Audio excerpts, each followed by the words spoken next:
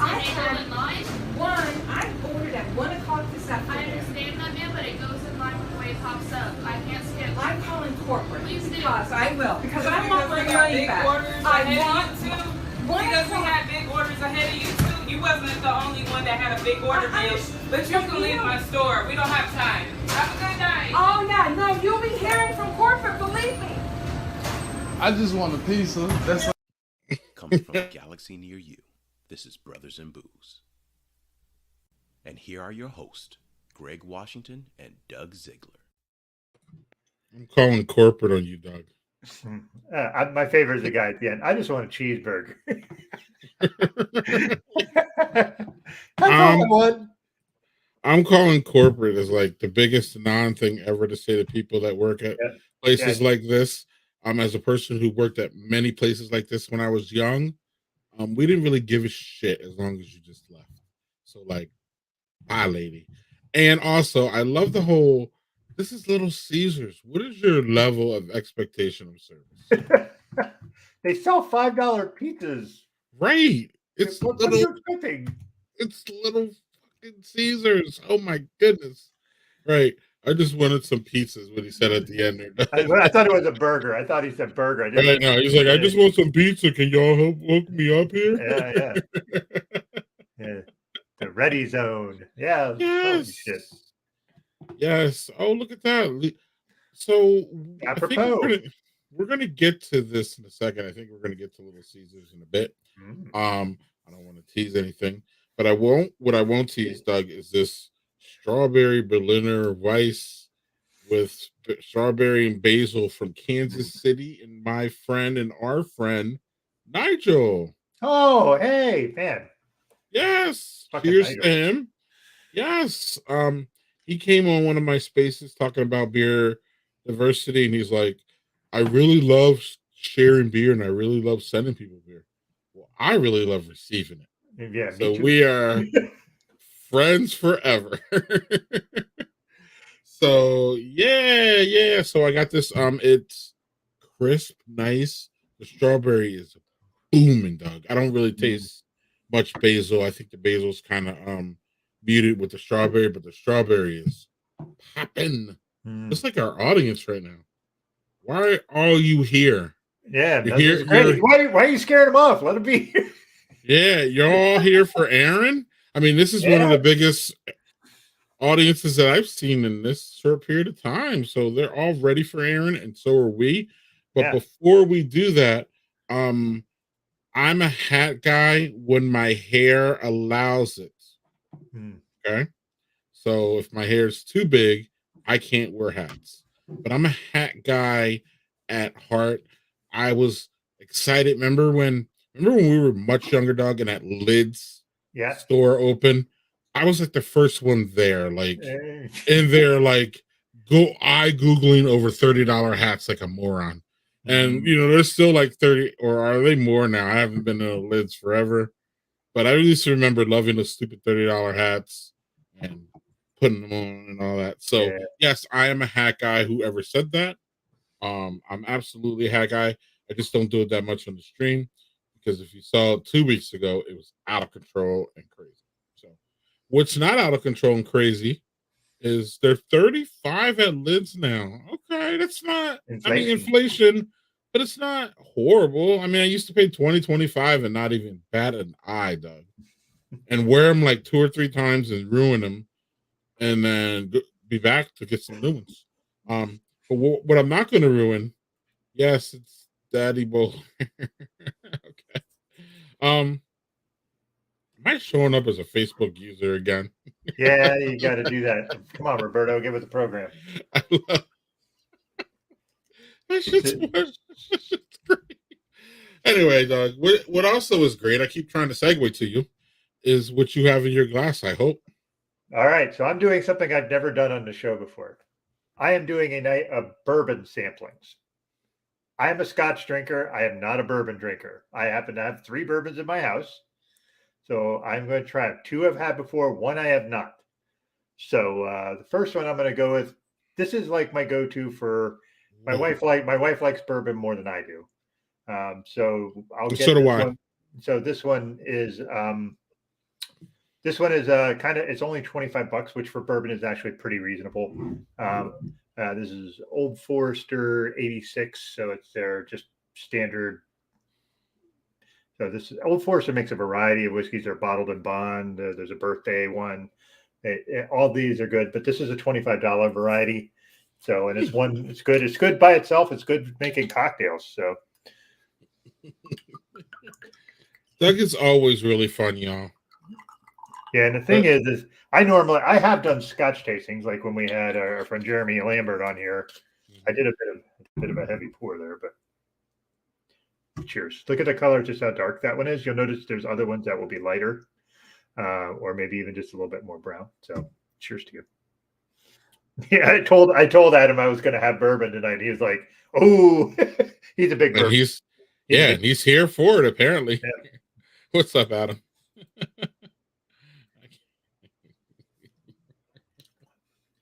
So yeah, the thing is, I will tell you the reason I am not as generally a big a fan of bourbon, especially I don't really like the ones that are like, I'm going to mess up the terminology because I'm not a bourbon drinker, but like there's the bottled and bond is a very specific kind. It has to be done a certain way. There's like Kentucky straight bourbon. There's a bunch of different kinds, but I tend to like what I would equate the bourbons that I tend to go towards are more like what I would consider like a blended Scotch, like something that's not like, because to me the ones that are like that are really harsh and aggressive. So for me, this is about as aggressive as I like it. So this is a nice, reasonable $25 bottle of bourbon. So cheers. Cheers. And I'm doing bourbon because our guest is a big bourbon fan as well. So yes, I could see his physical reactions to what you're doing. So we will get his opinion on your beers or on your bourbon here real soon. Where am I at here? Yeah, Daddy Bowler. Yes. Yes. I cut also the hair. Adam is got a picture there that looks like he's like in college. Like, look how young he looks there. He's got gray like me now. Young and strapping. Yeah, look at him. Nice. Go Adam. I like bourbon chicken. From the mall. Come on now, Roberto. We know you're full of shit there. You have much better taste buds than that. Going to Panda Express for your bourbon chicken. They still have malls. Yeah, and it's funny because I was just in one up by where I work when I have to go in one day a week, and it is 70% no stores. Like the food court is 2 restaurants, a pizza place, and a Subway.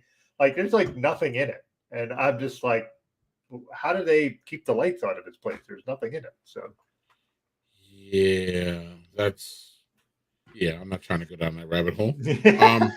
But let's not for now. Real quick though, I want to add before we jump on our guests. No, let's not. You would not appreciate that. I don't think. Right. He's like, whoa, fellas in the back. I wanted to know, Doug, do you like pistachios? All right. Not generally. One, because I have a weird thing with nuts, and that I don't like that those things get stuck in my teeth. Just like I don't care for popcorn because parts of it get stuck in my teeth. I don't like that. So, but the flavor wise, they're great. I do like macadamia nuts because those things actually rarely stick into your teeth. So I know that seems weird, but that's how it is.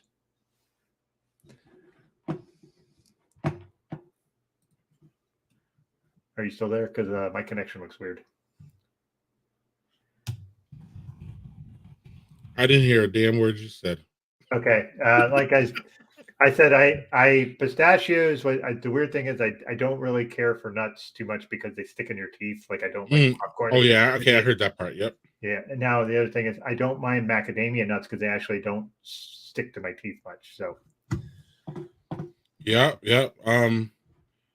Yes, I cut it all off, Jerry. Bye. Yes. My hat is interfering with the Wi-Fi. Okay. Might be. Right. a Whole Foods and a sports basement. Okay. All right. I don't know. Malls are just not the same anymore. Oh, the reason I asked you about pistachios is because I found out that they're really heart healthy, Doug. Yeah, And I know that. they're extremely heart healthy as far as lowering cholesterol, lowering all that bad shit, countering all that mess that I want to eat because I want to eat bad shit. So listen, that shit's never gonna go away. It's gonna go away when I'm not here. It's gonna Yeah. go away with me wanting to eat bad food. So moderation, of course, is key, Doug, as we've been Yep. slapped in the face with this. So it's not like we can't eat normally, but we can't really eat normally. But anyway, I guess what is normal to you? Um, One of the things that I'm a homeschooler, as y'all know, one of the things that I don't like the word made, but it's the truth. One of the things I made my kids watch this week, part of like, like homeschool curriculum kind of thing, is the documentary Supersize Me. You ever see that one? Oh, yeah. That's an old one, but a goodie. Yeah, of course they weren't around for that, but it was just funny talking to them afterwards and about how eye opening that whole experience was for them. And my son just said, I just didn't understand how much fast food affected your mental. And I just didn't really get that or understand that until I saw that thing. So I thought it was great because I just don't want them to fall into the same, Yeah. crazy shit that we did, which is, fast food, not fast food, but bad food all the time, fast food a lot of the time. And that's how you get where we're at. But also how we get where we're at, Doug, is having good friends and having friends and connections. And tonight we have one of our friends, Mr. Aaron Yavelberg. I think I said that right. He is a social worker. He lives in New York City. He is knowledgeable. He's fun. He's smart. He's witty. He's all that. And a damn fine writer on top of it. Yes, yes. So it is nice to invite him back and to have him to spend at least an hour or two with him talking a whole bunch of junk. So without further ado, I mean, he brings himself here and lowers himself to talk to us messy people like to argue about dumb shit like what donuts do we keep or some bullshit. You know what I mean? Yeah. Right. Well, we'll get to that. We'll get to the dumb shit later. Right. So right now, getting to the not dumb shit portion of this is our friend Aaron. Hi, Aaron. How you doing? Hi, everybody. Hello. What's going on, man? How you doing? How you been? It's been a year or something. I'm doing all right. Yeah, it's been a little bit. Yeah. So of course, the most important thing is Doug. Ask him. Yeah. What's in your glass? What are you drinking?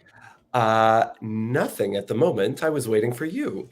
Well, here's your invitation. So since you brought up bourbons, I figured I would just say I rarely buy the same bourbon twice. I'm all about trying new things. So since you were talking about color, I just got this bottle. This is called Yellowstone. I've never tried it before. Where am I going? I've never tried it before. I am not actually going to open it tonight because I'm going to drink gin tonight, and I'll get to that in a second. But I thought this one looked interesting. It is a lighter color, at least in the bottle, than the one that Doug was mentioning before. So I will report back to you on that one. Right. But as we have mentioned, I am more of a gin guy. So I've got this one. This is Brooklyn Gin. I've never tried this before, so I figured I would wait and try it with you guys on the air because you guys always try your beers on the air. So I figured I was going to wait and start from scratch. Nice. Excellent. So are you just a neat drinker, or do you have to have ice, or what's going on? So I've got my limes here. Nice. And usually I'll just do gin with lime. So I thought you said limes. I was like, this is not that kind of show. Yeah, we don't swing that way. Limes. Okay, got it. Wow, Aaron.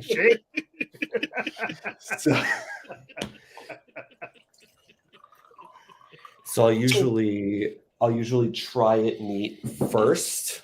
just to get a sense of it. And then if I feel like it needs it, I'll throw the lime in.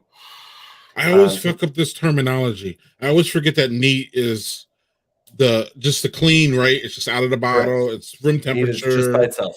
Okay, cool. I always forget that. Neat is by itself. On the rocks is with ice, unless you're watching the movie Who Framed Roger Rabbit, in which case they give him a drink with real rocks in it. And yes, cookies with pre-cut limes. Yeah, I don't mess around here. So neat is by itself. On the rocks is with ice, and then if you're going to throw anything else in there, you just say what's in it. With a twist, I think is with either it's a slice of lime or lemon. It depends which.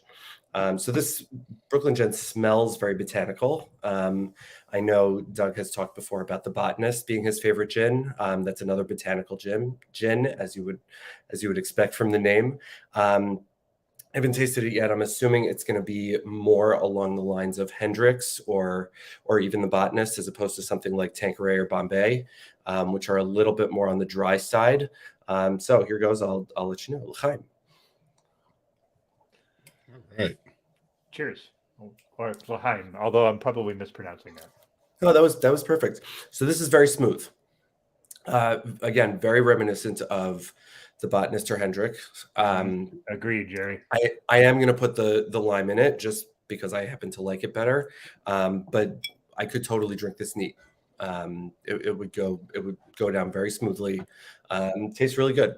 So I'm pleased.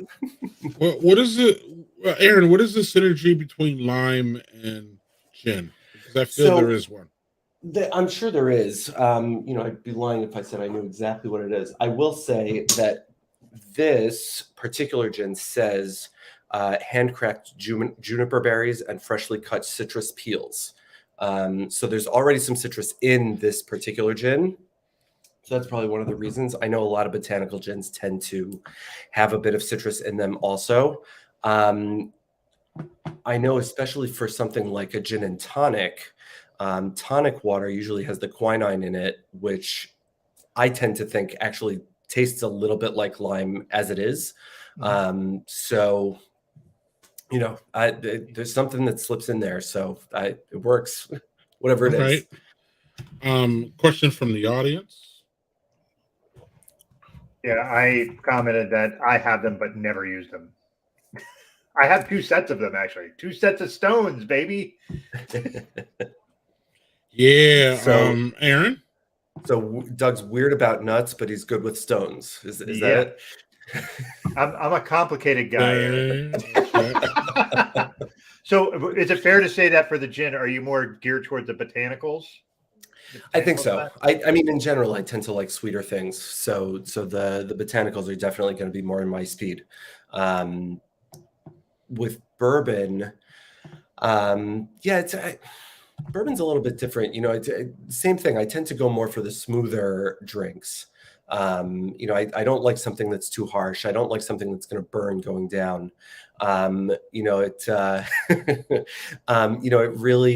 really depends on the quality. Yep, that's what I was laughing at. It depends on the quality. That there, to a certain extent, there is something that is like you get what you pay for. Just to give you a very easy example, I was drinking the last bottle of bourbon that I just finished recently was called Boondocks, and that was, I think, aged in port barrels. And that was a very smooth bourbon going down, a little bit of a bite, but not much. And that was, I think, $40 or $50 when I bought it.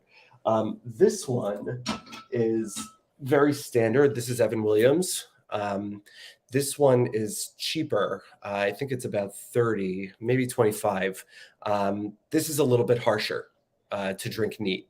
This one burns a little bit. So if you want to make a hot toddy or an old fashioned or something like that, this is good for mixing. But to drink straight, I wouldn't necessarily use some like this. What I will say is, just since Doug, you mentioned cheaper bourbons that also taste good. I know you mentioned Old Forester, obviously. I've had Elijah Craig a number of times. That's a very reasonably priced bourbon, and it is delicious. I would put, in terms of taste, especially smoothness going down, I would put it right up there with, any of the better bourbons that I've had. It was terrific. And as we always say, drink what you like. So yeah, I was just curious. Absolutely. Yeah, I've had gins where, and Greg, I know you're a gin and tonic guy, so I actually buy lime tonic water.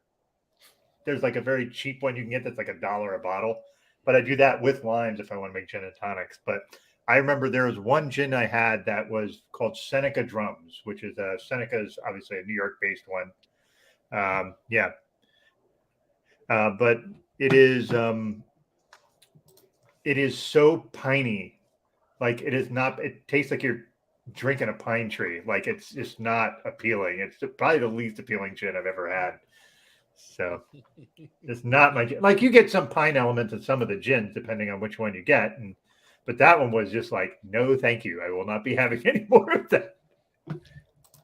Aaron, I don't know if you answered this question. Do you guys? I up until very, very recently did not own any. So the answer is no, I haven't. Would you like me to send you some? Because no, I actually no, I do have some now. My wife's aunt, my wife's aunt is a bourbon drinker as well, and she found out that I had very little in the way of paraphernalia, let's say, and so she took it upon herself to get me a gift and got us a whole drink cocktail set, and that included a set of whiskey stones. So I have now. Cool. All right. I have some like Doug, and I haven't used them. I find myself liking ice cubes because it waters it down, and that's kind of.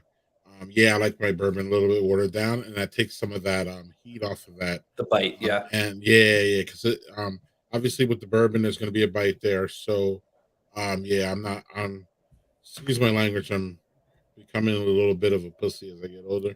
So, I don't know if that's great language, but it's what I used. But y'all know what I mean. Yep. I'm becoming a little bit more tamer, at least in the alcohol.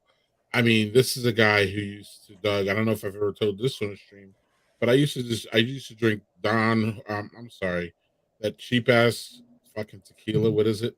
Don Julio. Cuervo. No. Don Julio's the good shit, actually. You said Don. I corrected myself because I'm like Don Julio. No, that's the good stuff that I actually like. It's like the Jose Cuervo shit. And then there'd be cheaper stuff even than that. And the fucking one with the worm and all that bullshit. It was just fucking dumb. It was dumb. So as I got older, we all had that phase though, right? Drinking that really super shitty tequila and waking up the next day and be like, never again. I hope, because I feel like a dunce looking back. But it used to be, Doug, it was like, not a bottle a night, but it was like a big portion of a bottle if it was a good party night. Yep. And I used to just wake up feeling like trash. And then I would be like Doug said, I'm not doing this again. And then a week later I would be, I need some Cuervo.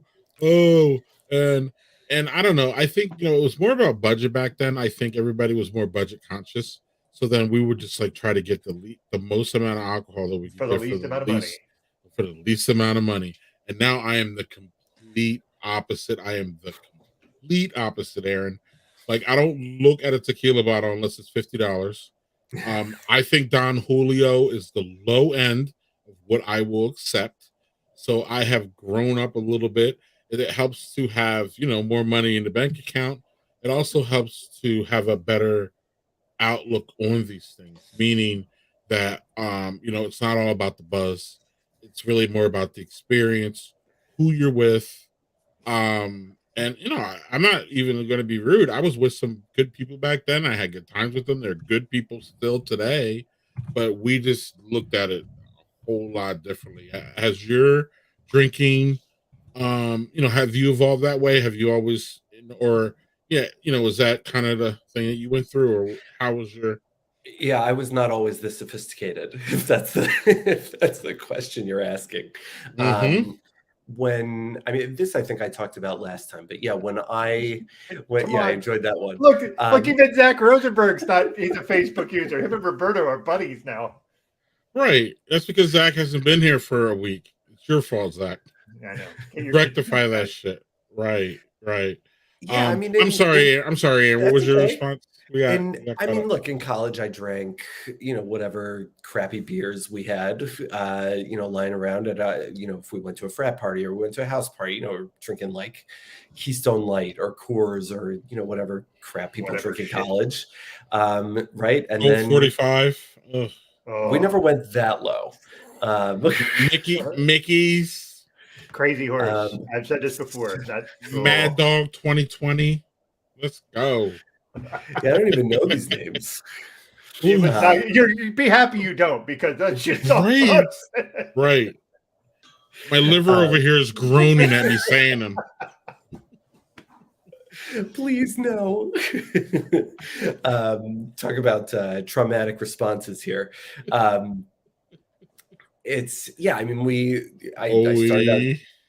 started out drinking, those crappy beers or whatever, and then I started getting into a little bit higher end stuff, right? Like, as I got towards the end of college and then into grad school, and after I graduated too, it was like I'm starting to learn about craft stuff. Tim and I went to high school together, so he knows what he's talking about. Right, experience. even things like Sam Adams, right, which is fine. It's serviceable. That felt like high level shit back then. I know. I mean, was. My wife and I went to the Sam Adams Brewery pre-kids. I don't even remember if we were married at that point. I think we were. But yeah, I mean, that was like a big deal, right? Like I knew I was starting to learn to like beer, but I was still learning which kinds I liked and things like that. So I started there. Then I went into, the conventional ones, but slightly higher end. Trader Joe's makes a couple of good ones. There's Sam Adams. There's Omegang is a brewery near Doug, which I'm a big fan of. The Three Philosophers is one of my favorites, only partially because of the name. And then I started getting into the harder spirits. My dad was always a Scotch drinker and sometimes a gin drinker as well. So it's been a progression. Right, you figure out what you like and you move in those directions, and as you develop a different sort of a palate and different sort of habits and when you drink and who you're drinking with and what you're looking for, it's all about the progress and it's all about the journey. That like your life. No, Zach. It's all about the journey. No, Zach. No. Wow. Let's let Aaron answer that question. I can answer that one, but okay. No. Hard pass. Hard pass. Doug, as someone who's done shrooms, highly recommend. I would second that. But I don't know why we're here. I don't know how we're here. I did acid once, and it was the worst 12 hours of my life. And I've had a heart attack and been divorced.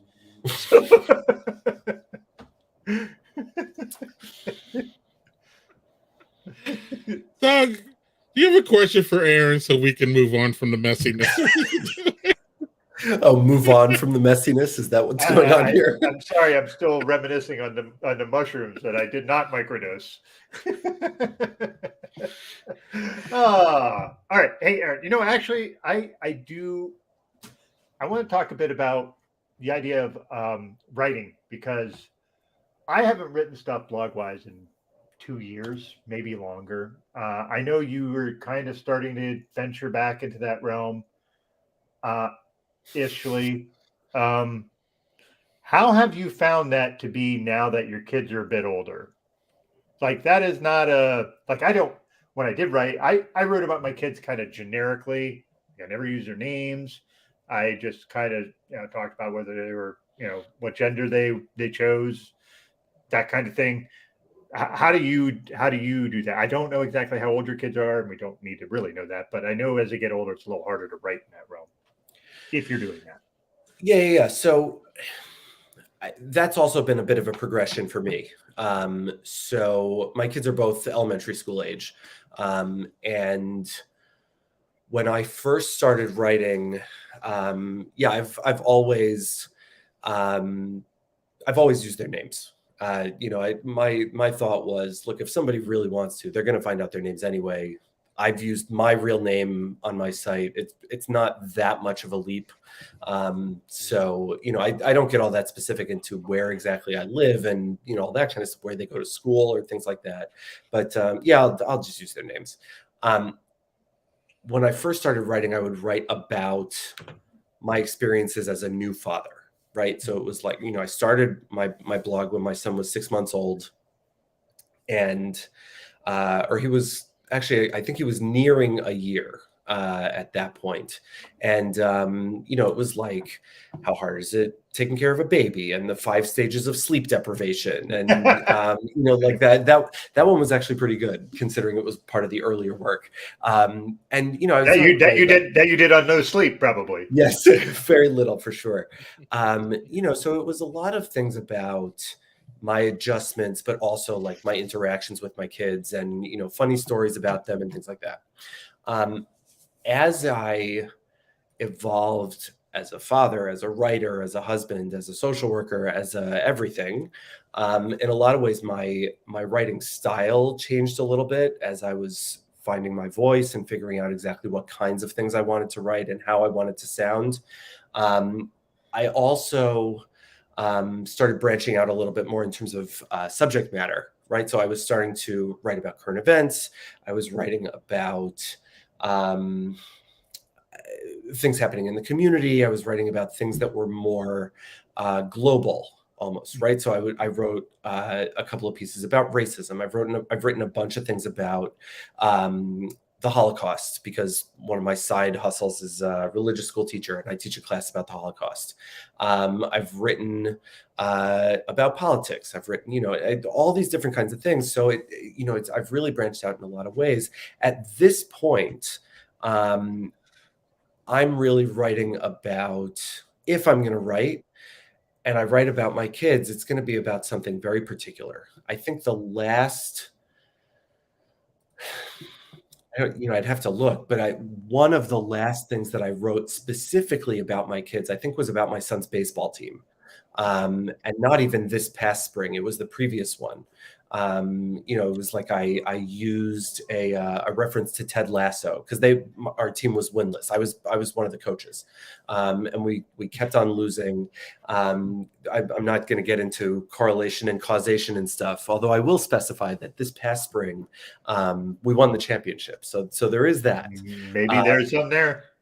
But that being said, they hadn't won a game.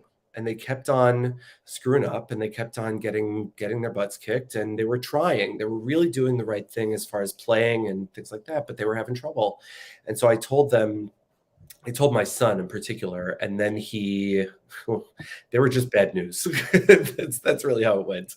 I told my son he had to learn to be a goldfish, right? Because he, at that point, would get really wrapped up in, if he had struck out, if somebody had made a bad play, especially if he had made a poor play, and he would get really upset about it. And so I told him, I was like, you need to be a goldfish. Goldfish have really short memories, right? So the thing happens, and 10 seconds later, they've forgotten all about it, and they're ready to go on to the next thing. And after one of these games where they had really tried, but they had lost, my son raised, we're doing like our post-game huddle, and my son raised his hand and he went, "We have to be like goldfish." And I got like the biggest smile on my face. And I was like, "Can you tell us what you mean by that, please?" You're leading him in. But he did. And he was the youngest kid on the team, one of the 2 younger kid he was 9 at that point, playing with 10 and 11-year-olds. And they were all listening to him. So I wrote about that.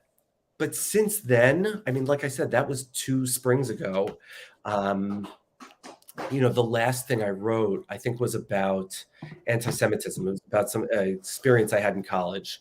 The thing before that, I don't even remember at this point. I have not been writing consistently for a while at this point, but it's really been a lot more about me, selfishly, recently in terms of what I write, or about commentary and commentary on life, commentary on politics, and things like that, as opposed to more kid specific things.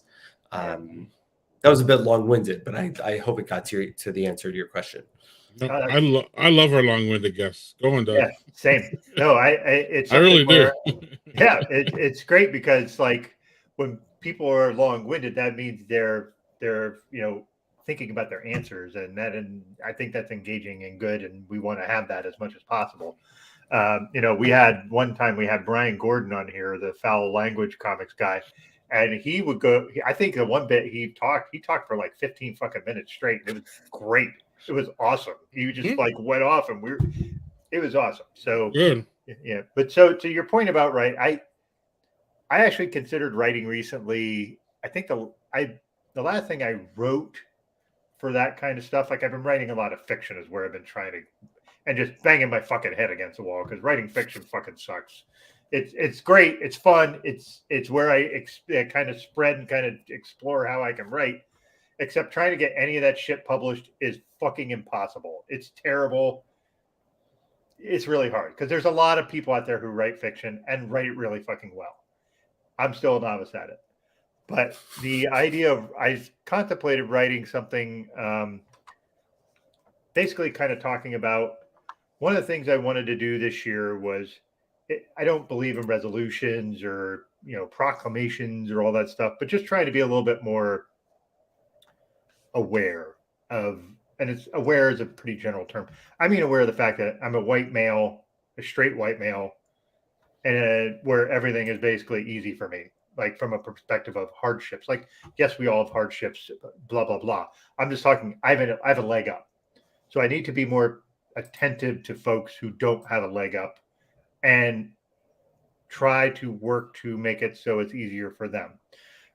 One of the things I was talking about, yeah, Zach, I'll try to grow a mohawk. That's never fucking happening because I have the widow's peak and I can do that part. But back here, there is a spot of baldness that is about that big, and that's not going to be a mohawk because I'm not doing that. Here's half a mohawk and here's the other halfway down. That's not what I'm doing. So, but one of the things that I wanted to talk about was I was reading this book called The Will to Change by Bell Hooks, which is a fucking awesome book. But I am not a nonfiction reader. Like, I can't just knock that shit out. I need to fucking read, process. And that book is fucking me up in all the good ways. And it's a thing that I've considered, but I'm not sure I can do it justice. It's one of those things where, because if I want to write that stuff, I used to be able to knock out blog posts like nothing because it was just, that stuff was easy to me. And that sounds arrogant. I don't mean it to be. It just, that stuff was easy for me. It was just free flowing, blah, blah, blah, blah, blah. And I could just go through it. And now I haven't done so long. It would be the most trite nonsense you would read.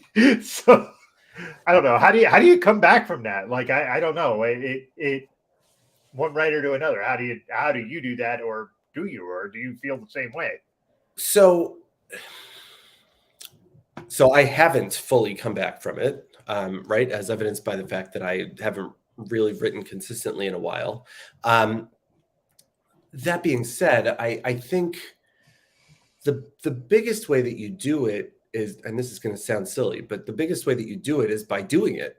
Mm-hmm. You just start. I think in a lot of ways it's a habit, just like any other. I used to listen to this podcast called The Unmistakable Creative. And the guy who ran it, who hosted it, used to interview all these different creative types. What he did as far as his own habit was he every day he would start his day by writing, is it 1,000 word or 10,000 words? He would write. That was the first thing he would do in the morning. And before he did anything else, he would get up, he would write. It's got to be 10,000 words. 1,000 words is like 2 pages. That's nothing. And he would churn it out. And it didn't matter if it was good. It didn't matter if it was crap. It just mattered that he did it.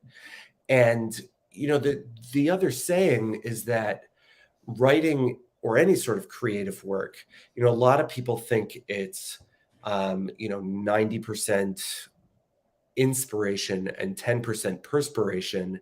It's actually the reverse, right? It's more about putting the work in, and then that will usually spark something, and that will then get you going. So yeah, it's more about doing it and keeping up with it. That's how you do it, right? It's a habit just like any other. So yeah, pick a topic. It doesn't matter how trite it is, but pick a topic and start writing about it. And then maybe that'll spark something else for you, and you'll start writing about something you'd rather actually be writing about. Yeah, I know. It's like I talked to my wife. My wife's an artist. She paints and fucking, I don't know. She's a creative, real creative. I feel like a poseur around her, like bad, because she's so creative. But yeah, so sorry, I just wanted to pick your brain on it because you and I are kind of in the same spot on that stuff. We fucking Zach. Yes, look. It's not. Oh yes, you changed hats. Welcome to the jungle. He asked for it, so we got it. Yeah, I don't have a top hat. My hats are all very low key. I don't have anything that fucking cool. I'm pretty sure this is the first time I wore this bad boy. Like the only things I have that are even remotely interesting are like fedoras, but I haven't worn fedoras in a while either. So I can't even fit this. I've never understood it. I can fit my fat head in the screen, but not this hat. I think it looks good on me. I love it. No, it does. It does look great. And that's the thing is, if you can pull that shit off, fucking rock it, man. Whatever. Right. I think the big hat serves the big face well, and it's like a big synergy. So like, if I put a small hat on, it's going to make my head look fatter. So then this is amazing. Look at that. Look at that. Right. Well, all you have to know, Zach, is we're not going to pull out any vinyl. That's just not fucking happening. We're not? No. You're not. Uh-oh. So, now that we said this, yes. This is a gift. Look at Aaron rubbing his eyes like, oh no. Yes, look at that. Yeah. I remember that album. This is a fucking certified banger classic album. You don't know if you don't know about that, what cave have you been in? Come on now, stop. Yeah. Anyway. Some people don't. Some people don't. We were talking about in private chat where they had these fucking ninnies saw them do a different logo for it. Hold on. Now that you mentioned it, we got to do it. Well, we have to. You pulled out that awesome album, and now we need to talk about the stupidity that surrounded its like 50-year anniversary. Give me a chance here. I'll get it. I should have it in like 2 seconds here. This was I didn't see this at all, Doug, until it was brought to our attention. And I don't know if Aaron even knows what we're talking about, but you were about to see. So,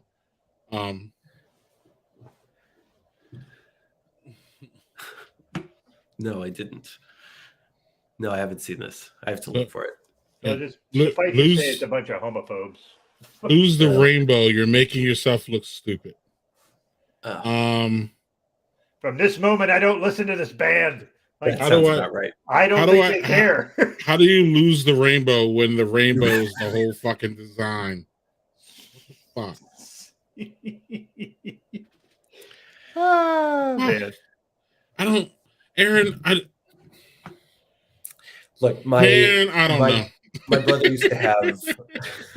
This is for all you Sixth Sense fans out there. My brother used to have a sweatshirt that said "I see dumb people," yeah, that's basically how it went.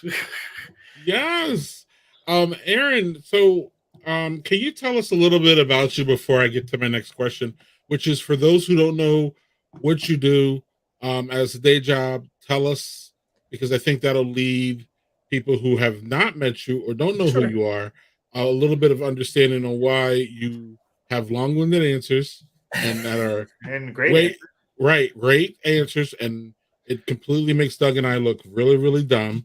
We're cool with that because we don't have egos, so we're fine with that. Yeah. But tell everybody who you are and all that because we were supposed to do that 40 minutes before, but that's okay. I am a social worker by trade. So most of what I do now is therapy. So I have 15 years of experience working with kids and families. So, a lot of stuff around communication, around behavior modification, about relationships, about family dynamics, about generational trauma, not to mention the clinical diagnoses of ADHD, depression, anxiety, schizophrenia, you name it, I've seen it. And so, at this point, I am doing clinical therapy. Yeah, I've got my own private practice and seeing a lot of stuff. Working with whoever comes to see me. And that's awesome. And my next question, so then if any of y'all have been on the stream, y'all know one of the pre-production items that we do is we generally ask, unless you're Zach, we generally ask what you want to talk about. And is there anything that you want to, pop culture wise or anything that's on your mind that you want to rant about? We love rants here because I do them a lot. Doug does them a little bit, but we love rants here. We love when people express themselves and all that.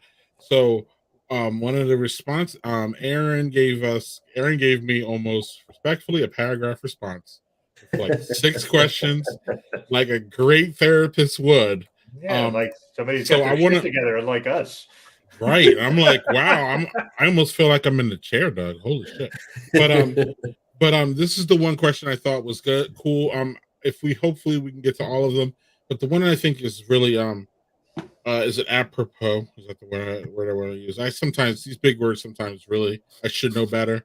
I'm a homeschool teacher, but I still struggle. But it's fine because I show them that when I don't know words, I show them where to find out so they can know. And that's how we get through that. But so the first question actually, Aaron, is why do we drink? Are we just self-medicating? Do we associate drinking with being a man? Very interesting question. And how much does it matter what, when, where, when, and whom we drink? So there's a lot of questions in there, Doug. So I'm gonna let you. Well, Doug, I answer the questions and then get Aaron's overall thought process on why he asked us that, and then how it applies to him and how he sees it. But Doug, so I don't know. I'll go over the questions because there was a whole lot there, and then you can jump in. But why do we drink, Doug? Or do you feel that we're just self-medicating? And do you associate drinking with being a man? And does it affect who you drink with? Okay, so that's a multi-layered question, which I will start with my second drink. Yes, look at that. So look at this. This is called Cooper's Daughter. This is a whiskey finished in black walnut syrup barrels. This is an upstate New York thing out of Claverack, New York. So, yeah, that was Aaron's question, by the way. Great question, Greg. No, it was not Greg. Thanks, Daniel. I'll take all the credit. Sorry. Yeah, why not? We can just remove Aaron and I can just take all the credit and it's cool. So before I get into my answers, you can see this one is slightly lighter than the previous one. You can actually see through it a little bit better. The smell on it is very much like an old fashioned. It's got that really lovely scent to it. I think it's obviously the syrup because of the sugar.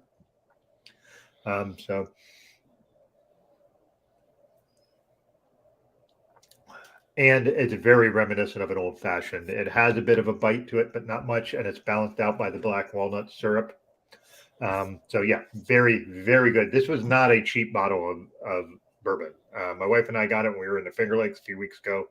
This was a $70 bottle of bourbon, but I'd never seen anything aged in black walnut syrup barrels ever. So I was like, well, that's twice what I would normally spend on any bourbon, but I wanted to try because it's so unique. But all right, so let's get back to the thing. Why do we drink? I think it's a it's a variety of things. When I was younger, it was just to get fucking shit faced because I thought that was cool to do and be social, right? That was part of the social thing. So you don't consider that medicating? Oh yeah, for sure. I mean, Oh, okay. you have to think when you're young, you don't have any fucking skill to handle any trauma, really. I mean, do you? I mean, you may have some, but very few. So what you do is you just fucking drink and just block most of that shit out. That's great. Like my abandonment issues. Oh yeah, great. Yeah, I'm just gonna drink that shit away. So yeah, social lubricant is a good way, especially if you're someone who suffers from anxiety or things like that. You can kind of loosen up and be a little bit more social, which also our society is very predicated on people drinking. Drinking is kind of just wherever you are. There's beverages. There's alcoholic beverages. And we've had people who say that's very hard to go in social spaces where if they're recovering alcoholics or they're trying to just be sober for a short period of time or whatever the case may be. It's hard sometimes to find spaces where you can be where alcoholic drinks are and there's good options. What was the other parts of the question? Sorry, I can't remember. No worries. Do you associate drinking with being a man? I don't. But probably when I was younger, yeah. But now, no, because so I like scotch. My wife likes scotch. She likes it too. She likes shit that's peatier than what I like. So and always it's like you think the peatier that's like more manly. And the classic example of that, Laguvelin's fucking thing with Nick Offerman. Like Nick Offerman's like kind of associated with this character he played in Parks and Rec, who's like this fucking super manly man. Nick Offerman's nothing like that in real life. Like he's not that guy at all, but he likes scotch. Like that's what he likes.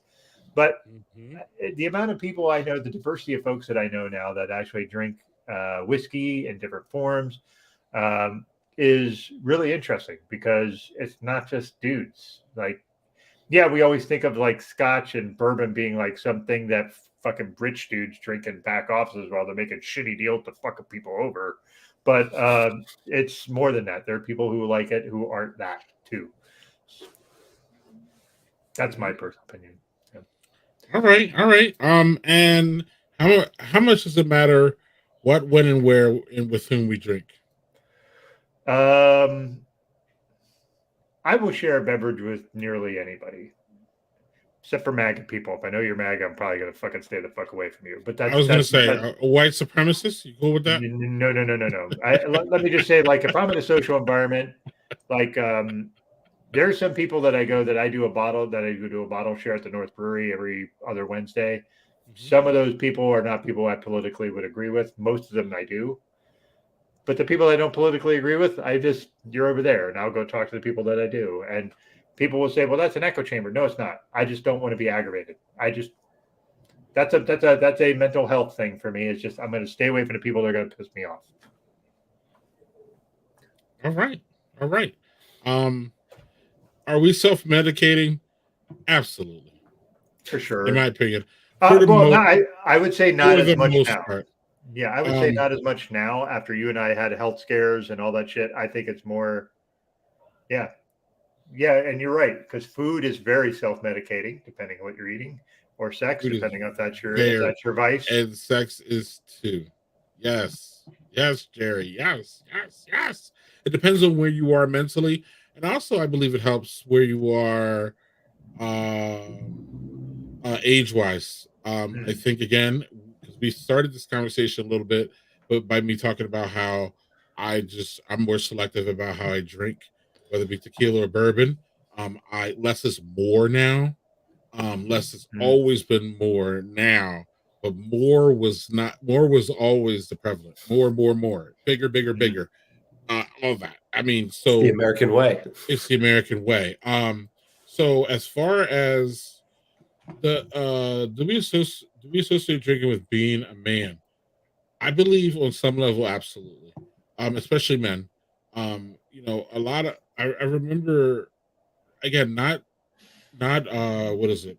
Consciously thinking this, but there's no way I wasn't thinking that I'm more manly because I can drink more tequila than my friend.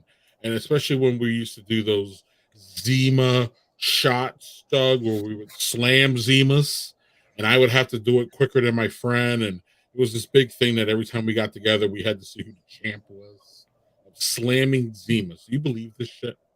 And of course, testosterone was is the driving force behind that, or at least it was in my case.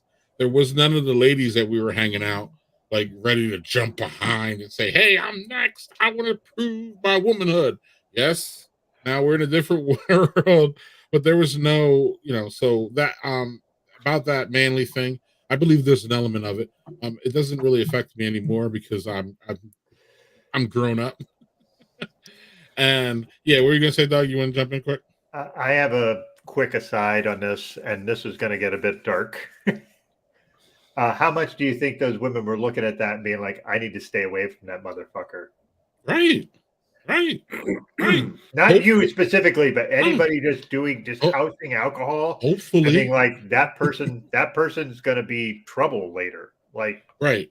Well, again, I'm sure women did it to me too. Like, you're not going to like this terminology. It's the same kind of line of you don't make a hoe a housewife. You don't make a drunk moron a husband.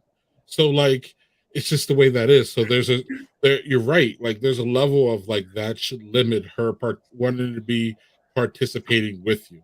Maybe a one night stand would be good where she can get in and get out and be safe about it, whether it be safe with, STDs and safe with, the reproductive stuff.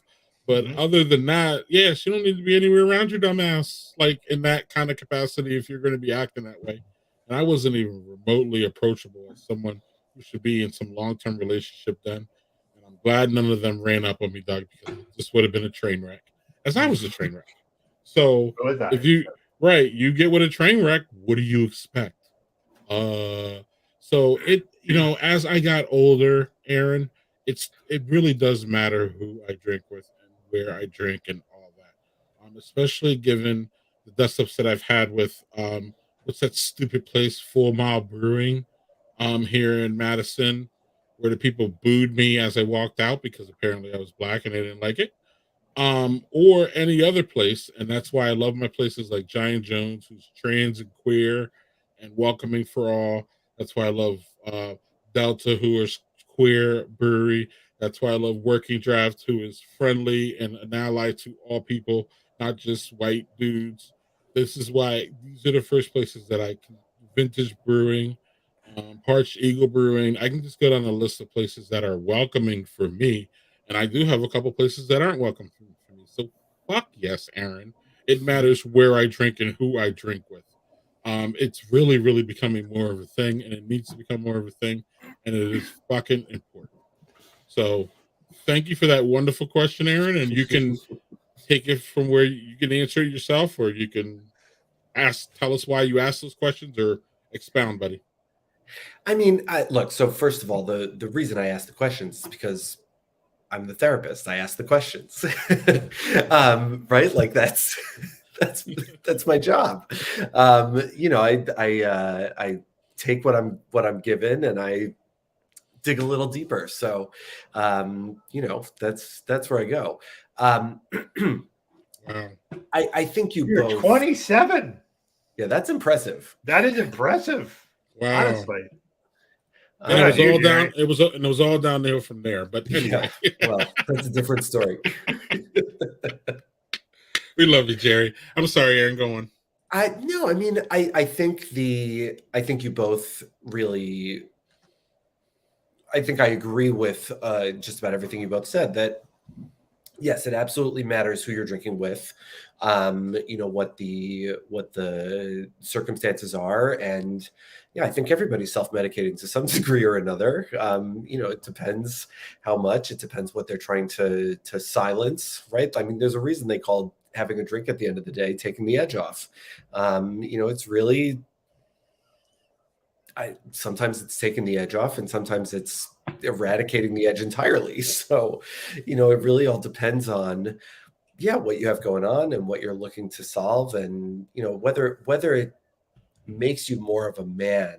I agree. You know, at this point, I don't think so.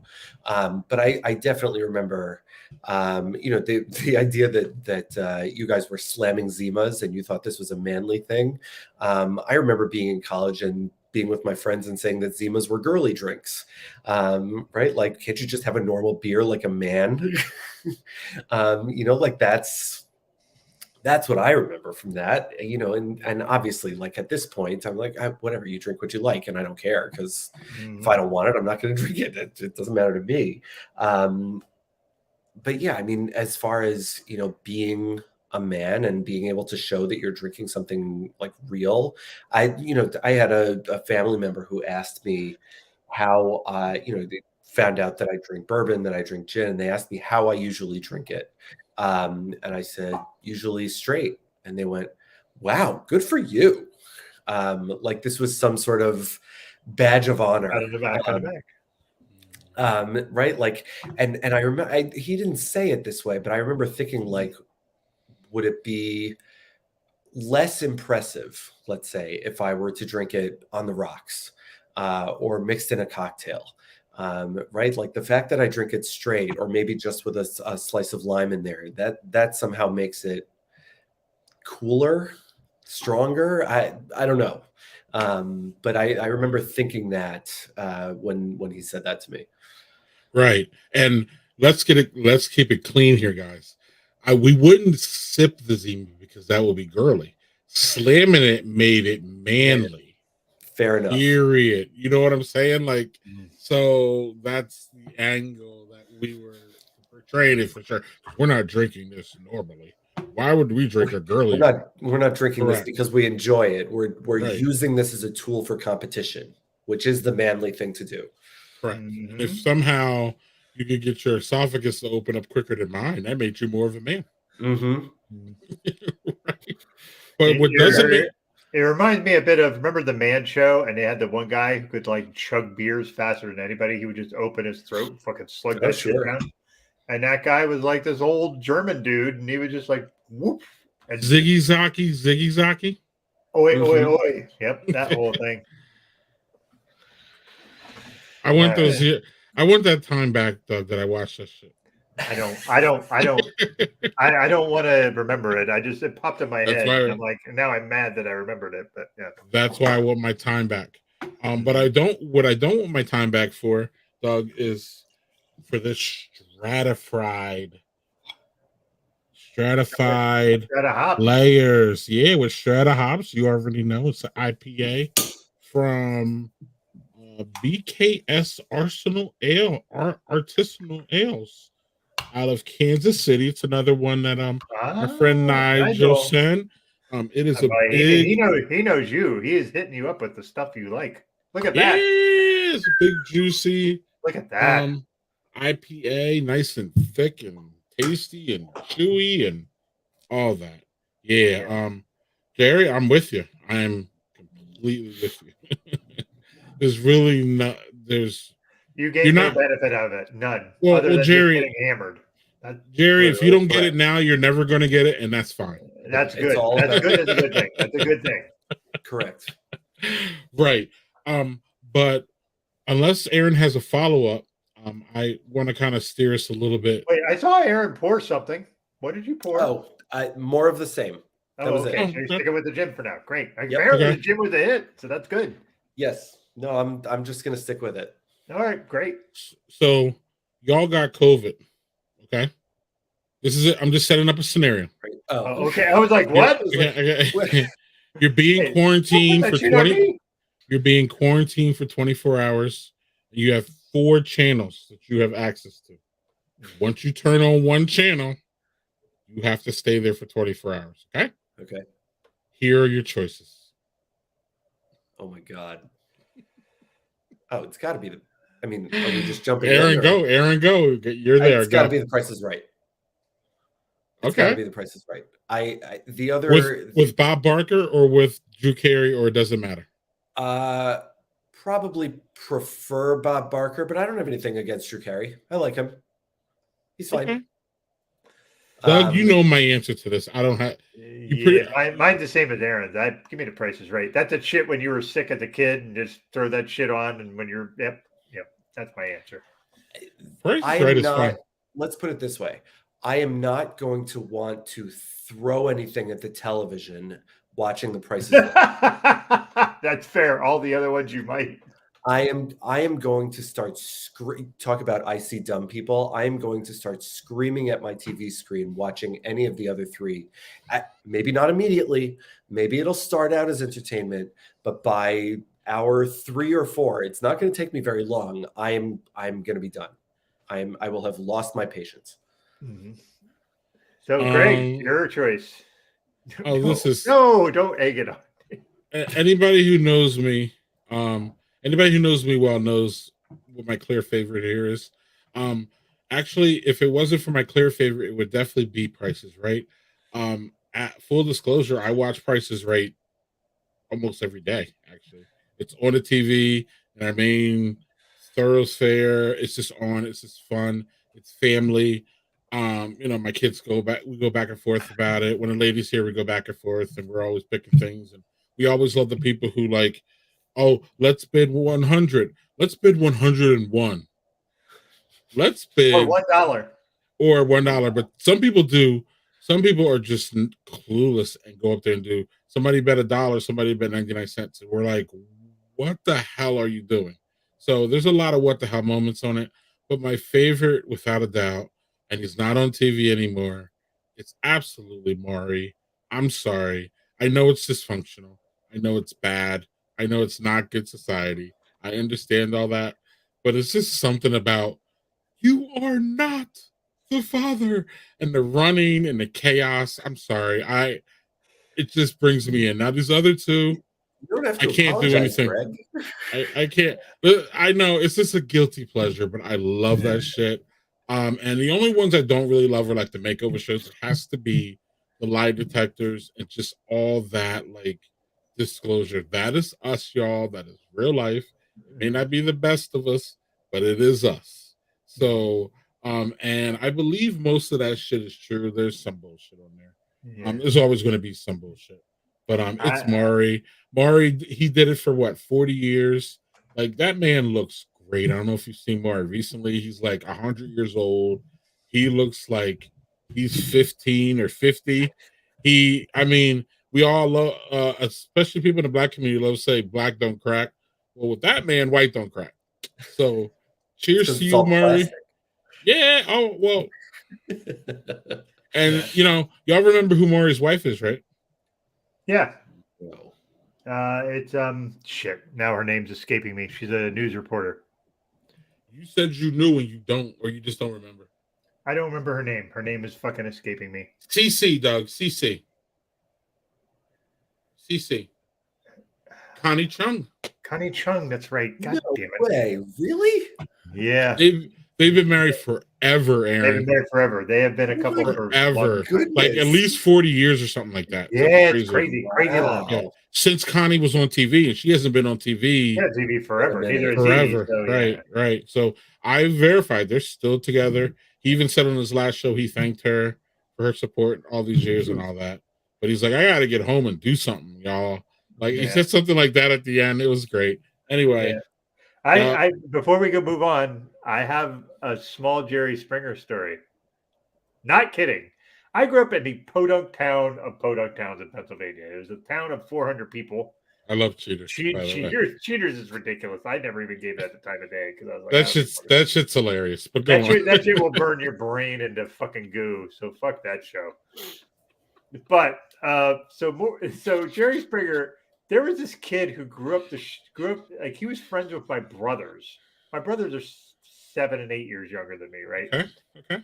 So I'm at my parents' house one time, and for some dumb reason, Jerry Springer's on.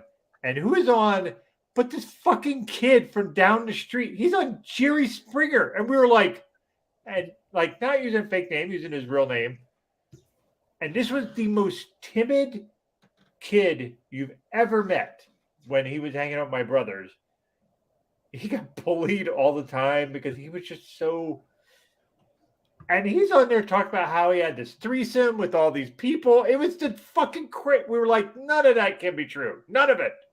And he was on there just, yeah. And then he said, then I fucked her. And then he got fucking wrapped up in this other guy. They fought on the stage. It was, it would have been one of these people, if you ever, they were like, that had to be his like evil twin. There's no way that kid ever had the guts to go on TV. And it was him. It was just the dumbest thing. So do you think it was all made up? Oh, it's absolutely all made up. Like, okay. Yeah. So he was paid to do that. Yeah, whatever it was paid. It probably not a whole lot, but like it was fucking nuts. Like this. He got paid in exposure. Maybe literally. I don't know if y'all know this, but Jerry Springer now is like Judge Judy. He has his own judge show. That's what he does now. And Jerry it's the Springer, same bullshit. Wasn't Jerry Springer like a congressman at some point or something? I think he was mayor of Cincinnati. That's what it was. He's a big Democrat. Yes, this is true. Yeah. Yep. So, all right. At least I got y'all y'all's experience on that one. Here we go. Here's another one. Yep, that's what we got. Actually, you see one of these in concert. Who would it be? You got the Foo Fighters. You got the Chili Peppers. Full disclosure, I saw them both at one concert, Doug, and one of them blew the other one away. And it was actually the Foo Fighters absolutely blew the fucking Red Hot Chili Peppers off the stage, and they were opening for the Chili Peppers. You ever go to a show where the opening band just rocked it, and then by the time that the main band got on, you're like, yeah, all right. I mean, it was good. The Chili Peppers were good. Don't get me wrong. But the Foo Fighters were just fucking banging. So for me, it's always going to be the Foo Fighters over the Chili Peppers because I kind of saw them head to head. Doug, what do you think? I'm with you. Foo also does some really cool shit. Like they'll bring fucking strange, like fucking kids who are like these weird prodigies of music and just bring them on and have them jam with them in the middle of a fucking concert, which is fucking cool. Like there's this one girl who's like this fucking awesome drummer, and she's young. She's like 11 or 12, and they brought her on in the middle of a concert, and she just wailed, and it was fucking great. They had, I think they had Taylor Hawkins, was he the drummer that passed away? Yes. Yep. And I think they had his kid on to play like the guitar. They just do really fucking cool shit and just bring people on, and they're just like, let's fucking bring them in. And like Dave Grohl is just like he's a mensch. That motherfucker's a mensch. Am I wrong, Aaron? That is a mensch. I was gonna say Dave Grohl's a boss. He's definitely boss. He's a good guy. Whoa. Please put up JHG's comment because I have a comment to that shit. Okay, hold on. Let Aaron before we go on the side tangent. Let Aaron. I will say, so I've seen the Foo Fighters live in concert. I saw them for their 20th anniversary tour, and they were fantastic. And that, for the record, that was after. So on that tour, Dave Grohl fell off the stage at a concert early in the tour, and so by the time we saw him, he was in a wheelchair, basically. And he had his foot up, didn't he? And so he had his foot up, and they built this like giant badass throne that he sat on for the entirety of the, and still was fantastic. The show was amazing. They did an amazing job. He was probably better sitting than that because you overexert himself. Yeah. Yes. I think, given the choice, now I love the Red Hot Chili Peppers. I loved them before I loved the Foo Fighters. In fact, I'm gonna out myself a little bit here. So I was in an a cappella group in college, and the song that I had a solo for was a Red Hot Chili Peppers song. It was "Soul to Squeeze." And there are people who people say, oh, you look like this celebrity or you look like that celebrity. Back when I wore contact lenses, people used to say that I looked like Anthony Kiedis from the Red Hot Chili Peppers. Gotta get the flowing hair though. Yes. But yeah, I think in terms of live in concert, I would go Foo Fighters. I think the energy of their music is better. The energy they bring on stage has to be better. I think it's just going to be a better show.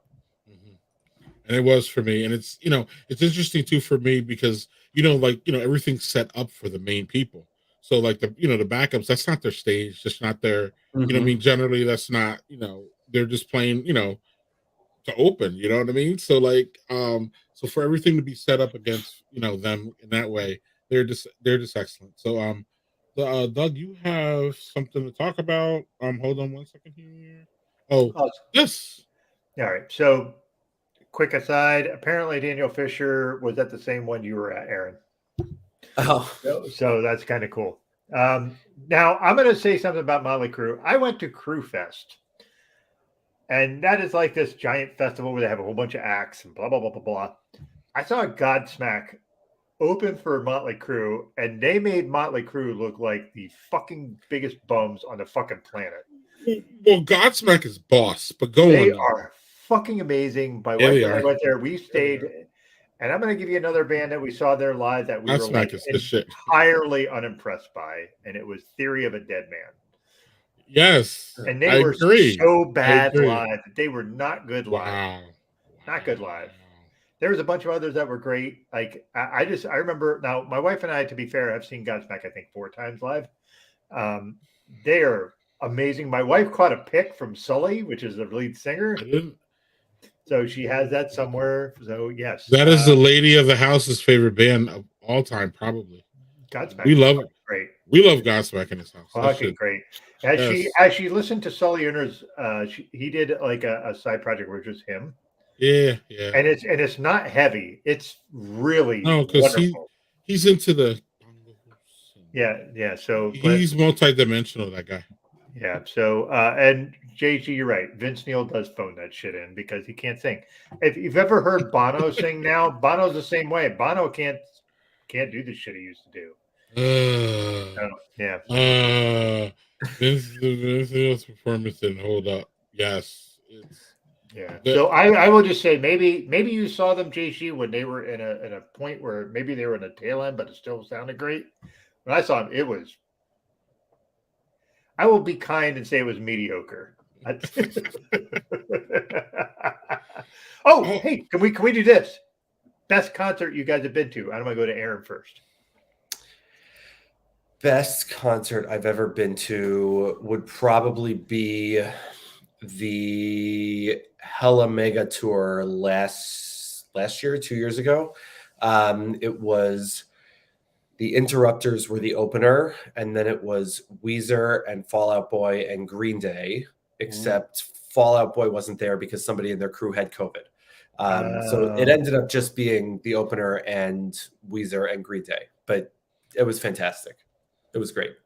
Green Day, that's one I wanted to see, never saw. Yeah, so they're terrific live. Can I go, Doug?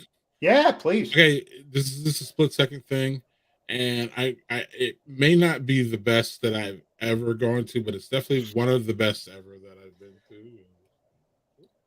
You got to see them live? Division Bell, y'all. It wasn't what's his name? It wasn't with Roger Waters, but I did see Roger Waters here in Milwaukee. Roger Waters was awesome too, and Pink Floyd was just awesome as far as just visuals. That's what visual. But Pink Floyd to me is low, mellow, chill music and videos and lyrics that mean something. This band, the writing in this band for me is top notch. The music actually means something. It's not just like. I don't know if y'all have heard Nicki Minaj's latest song. She's not saying anything, okay? Like, and it's fine if that's, like she has songs where she says shit and she's, but like there's these songs that just like she's like a bird out in the fucking, they're out in the bird just chirping. And as long as it goes with the beat, they're cool. Pink Floyd is a band that actually the lyrics matter. And that's a big thing for me. Godsmack's another one, Doug. They have a lot of it is, it's their big heavy metal, but a lot of those words, Godsmack caught everybody with whatever. And I dated today. I don't like you anyway. I don't like today. You're pathetic in your own way. like there's actually lyrics. So I'm a person who likes lyrics. So that's why I never liked Kid Rock. I've seen him live. Was not really happy. Oh, I am so sorry to hear that. In fact, for that I would drink. Yeah, that was when I'm so sorry to hear that. That was when I was between marriages, and this woman bought me tickets, and I was like, okay, and I was like, this fucking sucks, and she loved it. Cowboy is the worst song ever. I fucking hated that song then. I hate it now, and I was justified. This is before we knew he was a right-wing moron and all that shit. I want to be a cowboy. Okay, go be a cowboy and stop singing, brah, because I don't want to hear it anymore, is what I used to say. So anyway, Doug, thank you for that question. Yeah, so Doug, right, I feel a lot better knowing that you didn't pay for those tickets. Yeah, I did not. I did not. I would never have paid for those tickets. I wasn't a big fan then, but I was like, I was newly single and like not knowing what the fuck I was doing, so it was like whatever. So I'm gonna give you 4. Can I comment? Oh, yeah. I'm sorry. No, go ahead before I start. Okay, because I was going to take us on a tangent. So should I wait, or do you want me to? Yeah, let me do my 4 then. If you're going to do a tangent, all right. So okay. So we'll get back to JC. So it's going to sound weird to say 4. I'm going to say there was 4 concerts that I thought that I went to that were just ethereal, like just kind of like otherworldly. The weirdest one I'm going to give you is this group called Maximilian, who used to do this dumb shit where they were like a British band that did like a shitty 90s poppy club version of Sexual Healing, and like their music was bad. They were fucking awesome live. They were, I was in this little club and they came out and they were just fucking amazing. They just like interacted with everybody, but they were dancing with people. It was fucking great. So it was a performance. Their music sucked, but the performance was great, if I could say that. So I'm going to give you 3. I have one where I saw Public Enemy live, which is my favorite fucking rap group of all fucking time. I saw them live on an island in Harrisburg, Pennsylvania, of all places. Yeah, not 3 Mile Island. That's a nuclear reactor, but there's like a city island, which is like their middle thing. The second, my favorite one was an MC Hammer concert. That shit was fucking amazing. It was just a million things going on. You're just like, holy shit, how do I pay attention to any of this? Fucking great. But by far the best concert I was ever at was Rush. And their opener was Blues Traveler before anybody knew who the fuck Blues Traveler was. And I was like, who the fuck is this band? Like, they're great. I was drunk as shit. But they were just awesome. And then Rush came after him. Rush live. Unfortunately, like Neil Peart isn't alive anymore. He did a 12-minute drum solo. And it was minutes. Who the fuck does that? Nobody does that. Neil Peart. That was, yeah, Neil Peart. That guy is like, everybody likes to say Buddy Rich, and like Neil Peart. No. Have you ever? You can't say. You don't listen. You haven't heard enough Rush if you say anybody but Neil Peart, with all due respect. Neil Peart is fucking amazing. With all due respect to Rush, you almost have to get past the lead singer's voice to enjoy that band. Because I know a lot of people who don't like Rush don't connect with his voice. It wasn't really a problem with me ever, really. Yeah, but he's a barrier to people liking Rush, if that makes sense. Yeah. No, I will also say I saw Dave Matthews Band. I'm not a huge fan of their music, but live they're really fun. So I fucking hate Dave Matthews, but I keep hearing that they're good times. So. They're really good live now. He seems to be a good dude, right? Yeah, seems to be a good dude. And if you like smoking weed, you can find weed all over the place. Their concert, they're the new fucking. Yeah, but I would have to smoke enough weed that I would be in a coma to go to that shit. But that's aside.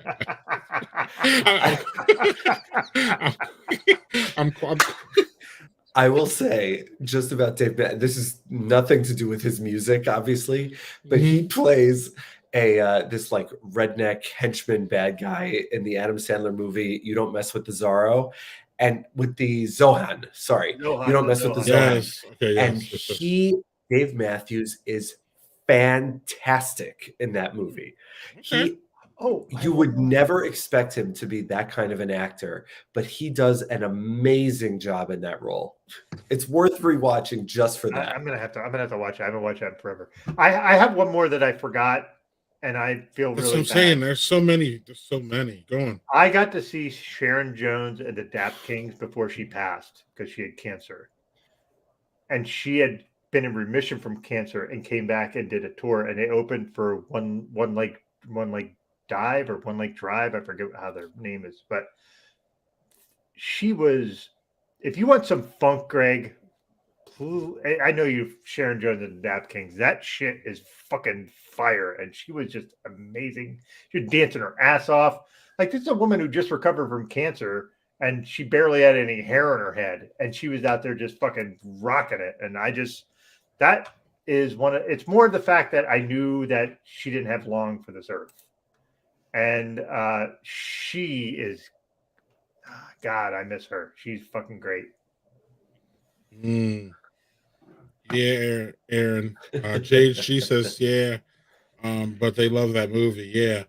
Doug, so I wanted to bring up this band. I'm glad Jade she brought them up. Metallica. Metallica is a very interesting band as far as evolution.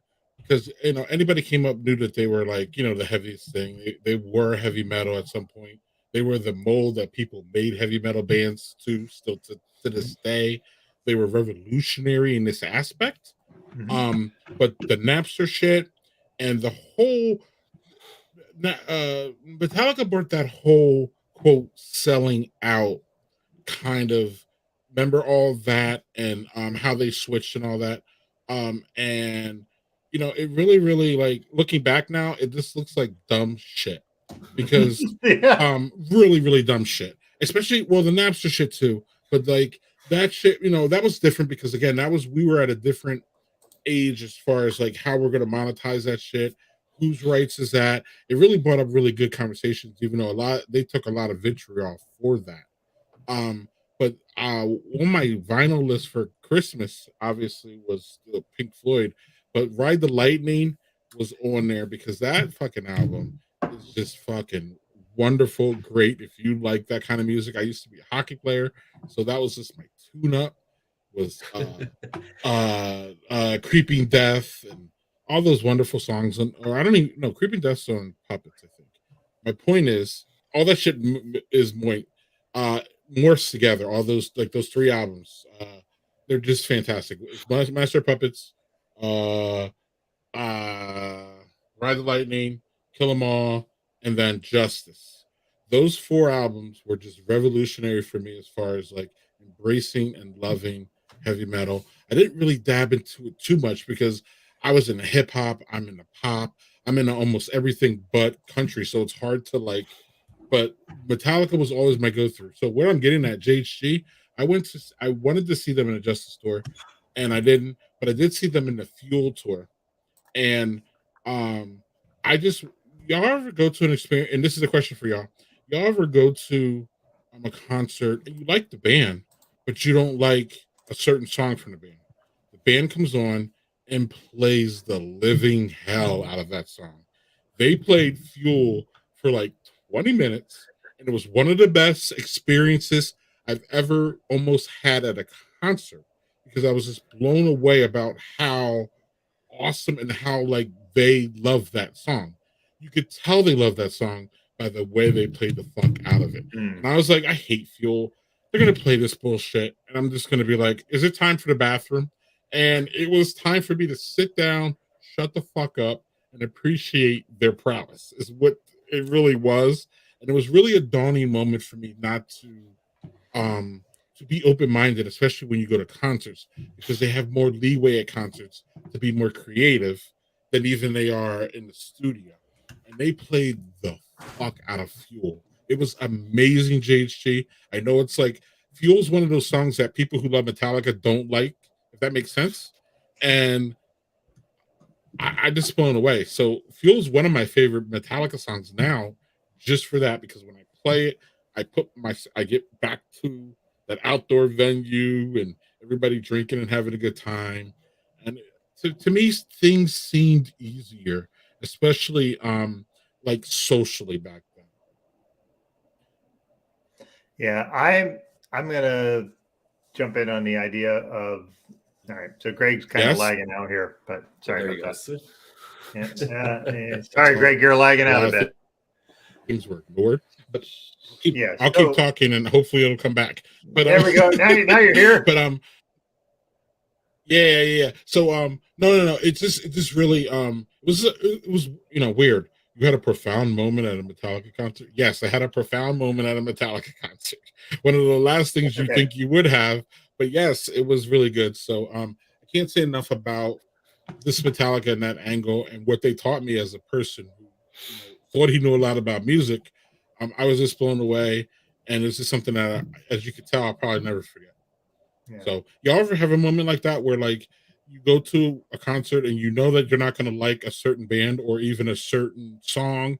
Now, all of a sudden, you leave that concert like, damn, like I was really wrong about them. Doug? I'm going to give you a moment that's something, I don't know, maybe Aaron's familiar with something called a peak moment, which is something basically where Greg did ride the lightning, and that's why his fucking connection fizzled out for a second there. Yeah, so Greg, if you're not aware, a peak moment is like this thing where you have an awareness that you are in a moment where that is exactly where you should be at that exact moment. And it sounds like that Metallica thing with that song was something where you weren't aware and you just like, this is great. I'm right here. This is a perfect moment. Mm-hmm. There is one that I had in a club in New York City. I swear to God. I'm listening to a song called Insomnia by Faithless. And I can't even remember who the DJ is. And they do this whole thing. There's a drop in it where it just kind of goes silent, and then they bring this whole drop in, and they did this whole thing with this light, fucking almost like strobes going. It was the most surreal moment that I've ever had in a club. And I went to a lot of fucking clubs. I was a house dancer for fucking goddamn 10 years. I went to clubs in DC, Baltimore, Philly, New York City, Chicago. I went all over the place just to go fucking experience house music. It is the most ethereal moment I've ever had in any music venue ever. And it's one moment. It's one moment that lasted fucking 4 minutes. And if you ever have something like that, and it's kind of hard to explain if you've never really fully experienced. Like, Aaron, can you speak to peak moments? Because I think maybe I'm not doing it justice. No, I think you're doing it exactly the right kind of justice. I mean, it's a moment where you know exactly what's happening to you. You are fully immersed in what's going on, but you know that this is it. Like, this is your moment. It's a Nirvana moment. It's a Nirvana moment. Correct. There's the whole thing about like having an out of body experience. You accept that you're fully in your body still, and yet this is a thing. There's something special happening, and you're just in it. It's like your molecules are like buzzing. I don't know how to explain that. That sounds really fucking stupid, but like that's just how it was. It was like, holy shit, what am I it's almost like, what am I experiencing? This is something that I'm not used to. It's like, right. So can I do a peak moment for us here? Yeah.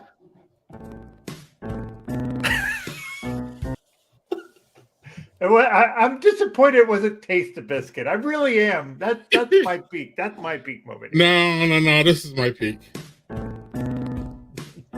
That fucking smile. On that note, I got my last bourbon. Doug, you know who I want to see in concert, right?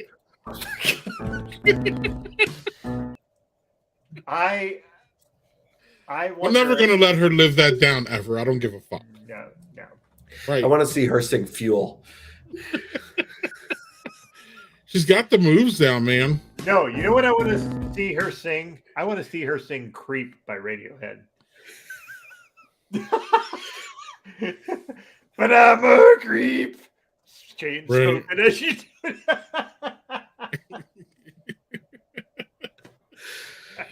Anyway, Doug, you had some more booze because we're going to need it if we're going to Yeah, this is talk the about only her. this is the only bourbon that we have in the house that I've never had. Weller Special Reserve. I've had a few Wellers, never had this particular one. maybe Greg did. That would be the fucking best. Oh my god. I just want to dance with her. Y'all jealous? Like, Oh, I want to dance with somebody. It's the lady y'all from Utah. jealous. All of y'all bitches are jealous. All right, She so likes me. look, this is kind of almost the same as the last one I had, so it's not quite as light.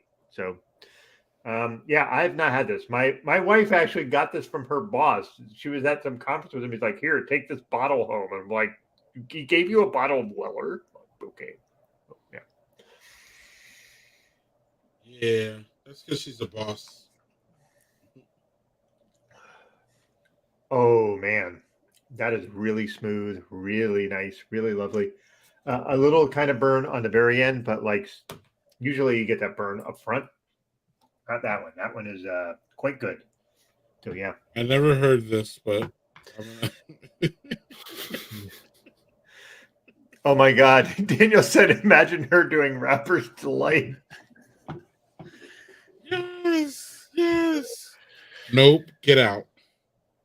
Hey, he put two movie names together from Jordan Peele. Way to go, man! Bravo, Daniel. Right, Get Out greater than Nope, though. Just saying.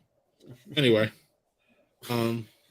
yeah. So, Aaron, What's up, Hey, Greg? we didn't do the donut question. you want to? Let's do All it. right, all right. You Okay. teased it. You teased it at the beginning. Okay, actually, I also teased this. So, All right. your kids are having a pizza party, and you have to get them pizza from one of these places. Oh no, I'm afraid.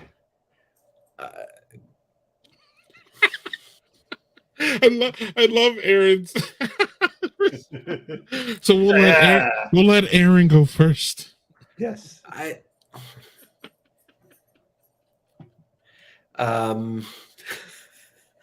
Guess Okay, what, okay. guys? Okay, so first of all, do your kids like any of these? Like, you could just cop out and say, "Well, my oldest son likes Papa John, so that's why I would do it." They've never had them. Would you believe that? Never had any of those? I don't think so.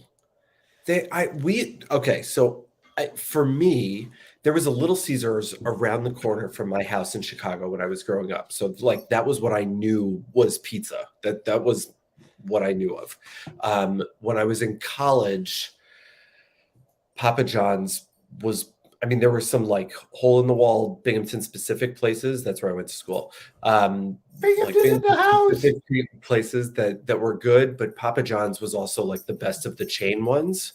But in terms of like my kids having pizza, they've always had like places that are local to our apartment. They've had places from our neighborhood. I don't think we've ever gotten them like chain style pizza. You privileged pizza bitch. I mean, you see the color of my skin here, right? I can own it. You're like, such a privileged pizza person. Oh my God. So you have to pick one. So it sounds like it's Papa John's. I guess so, yeah. By default. At least Papa John's has Shaq, Doug. Yeah, they also had that fucking super wingnut MAGA guy who they. Yeah, I was gonna No, say. he's gone. He's gone. He's gone like as long 3 as 4 he's years gone, ago. then I'm okay with it. They kicked him out like 3 or 4 years ago, Doug. Yeah, I know. See, I Daniel know. knows what I'm talking about. And they replaced him with Shaq. Okay, that's fair. Right. So I will say that the best tasting pizza out of all of them by far is Papa John's. But I will say I have a familial connection with Domino's. My uncle, from my biological father's side, started with the original Domino's pizza store and was their vice president for many years before he retired at like 52. So I have to represent for the family. So Domino's, although I will say, and Little Caesars gives me fucking heartburn, and Pizza Hut, like Pizza Hut was like the thing that like your parents thought was fancy pizza when you were kids, and it was definitely not. That's my assessment of Pizza Yeah. Hut. I'm sorry, I'm laughing at Zach. What is Zach up to now? Oh my god. I don't know.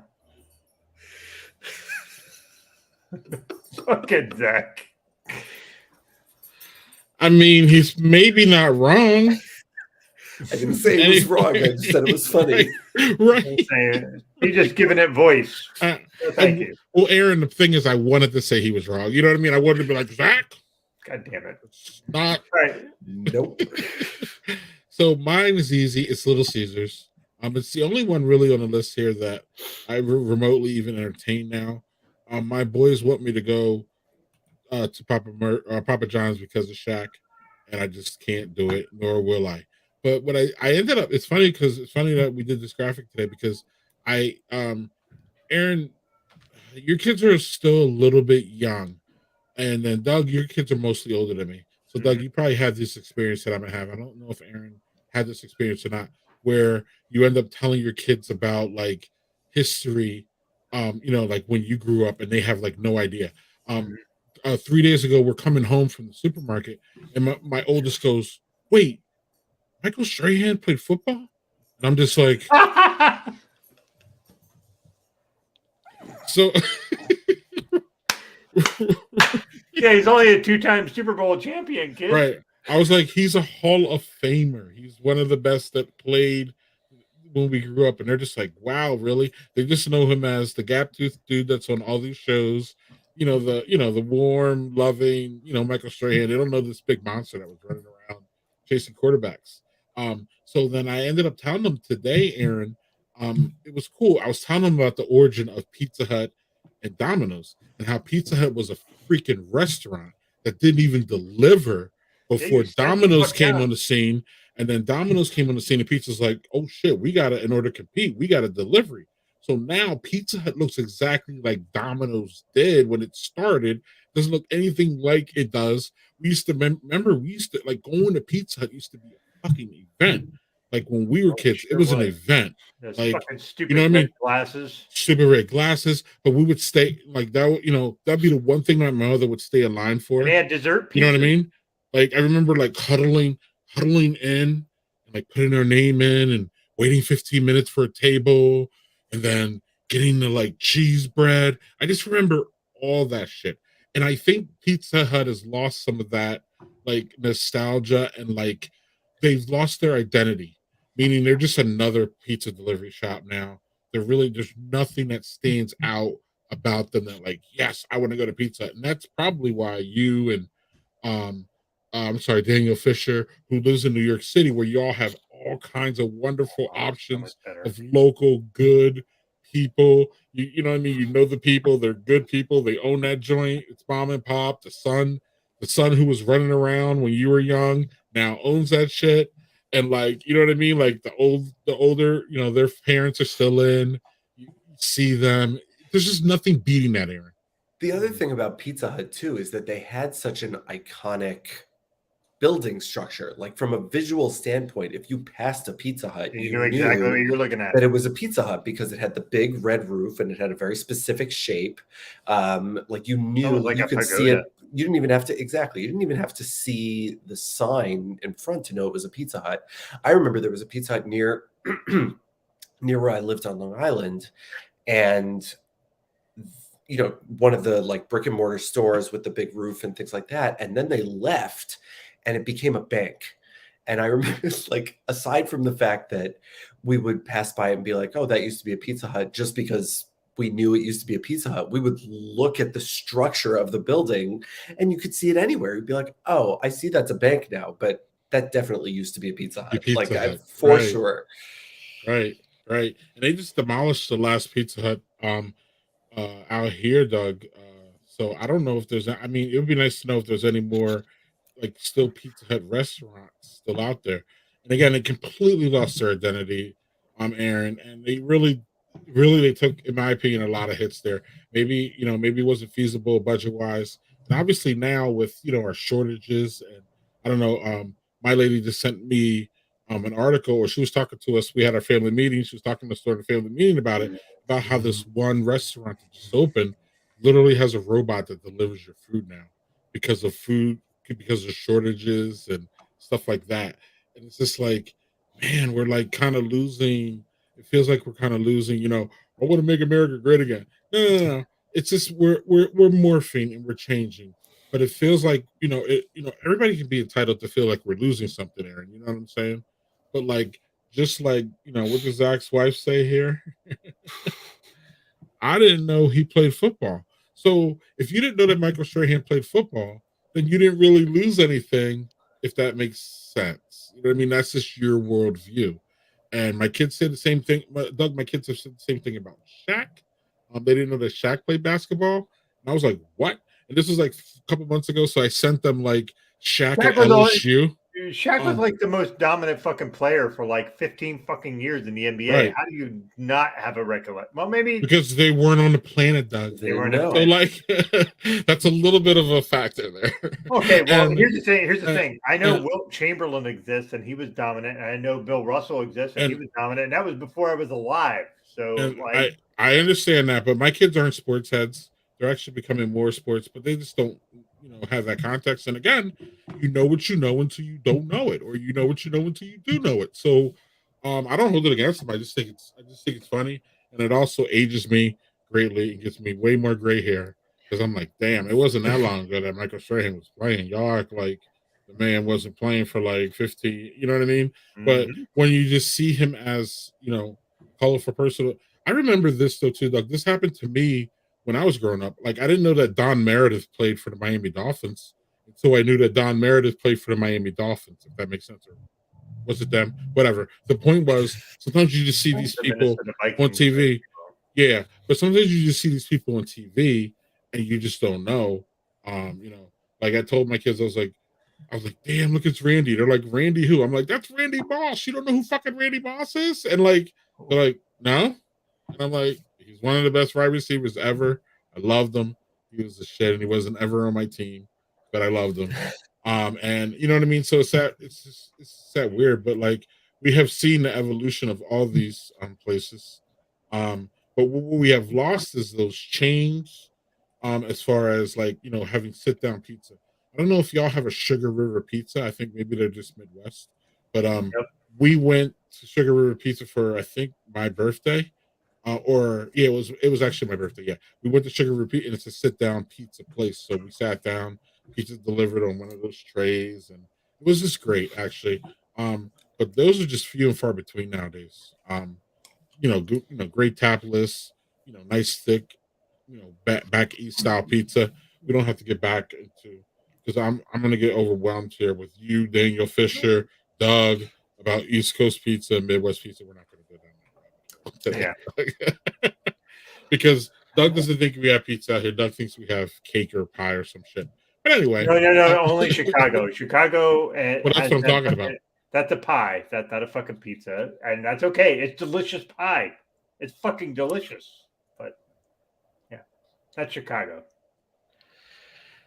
Oh. Why are you? Also, and the funny thing is people will give me shit, but I'm going to tell you something. So Binghamton area, which maybe you've had this, Aaron, because you went to college here, they have this thing called Speedy Pizza. Speedy's is like this chicken, like Greek seasoned chicken, and you throw it on a pizza. So it's like chicken pizza, but it's goddamn delicious. Speedies are fucking delicious. I'm going to have to do something which I did to my sister-in-law when she lived in Colorado, is I will buy some Speedy Pizza. I will freeze it and fucking send it to you, and you will fucking eat it, and you will be like, holy shit, that shit's awesome. It is like a white garlic pizza with chicken on it, but with like Greek seasoning on the chicken. It's fucking amazing. As long as it's not American cheese. What the fuck No. That's Scranton. Scranton does Old Ford style pizza. That's American cheese, and that shit is the most disgusting pizza I've ever had. It's probably the most Scranton thing ever too, because Scranton is a dump. Yes, Scranton is a fucking dump. I lived there for a long time. It is a dump. All you motherfuckers who live in Scranton, you can at me. It's cool. It's a dump. Okay, thank you. The only good thing it's given us is Joe Biden. So And The Office. No. Fuck that show. Fuck that with a big long dildo. Fuck that fucking show. Fuck Okay. that. Yeah. Doug, tell me how you really feel. Yeah. I hate that show.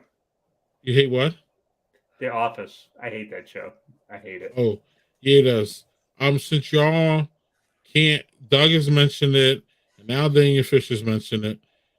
Since y'all are requesting it, I have to play it. Of the biscuit. Right. Taste the honey sauce. Taste the goodness of the biscuit with the honey sauce. Don't get that honey sauce on me. I don't like the way it tastes with my chicken wings. Oh, wait, so she doesn't like honey on her chicken wings? I am never going to understand white people. Seriously. Right. As a white person, you know. What the hell is wrong with us? Right.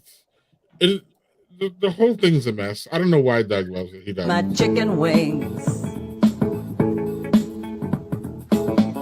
Taste the biscuit. Taste the goodness of the biscuit. Wait. So she likes the honey on the. For all the times I've seen this, Doug, I still haven't figured out what the hell this lady's talking about.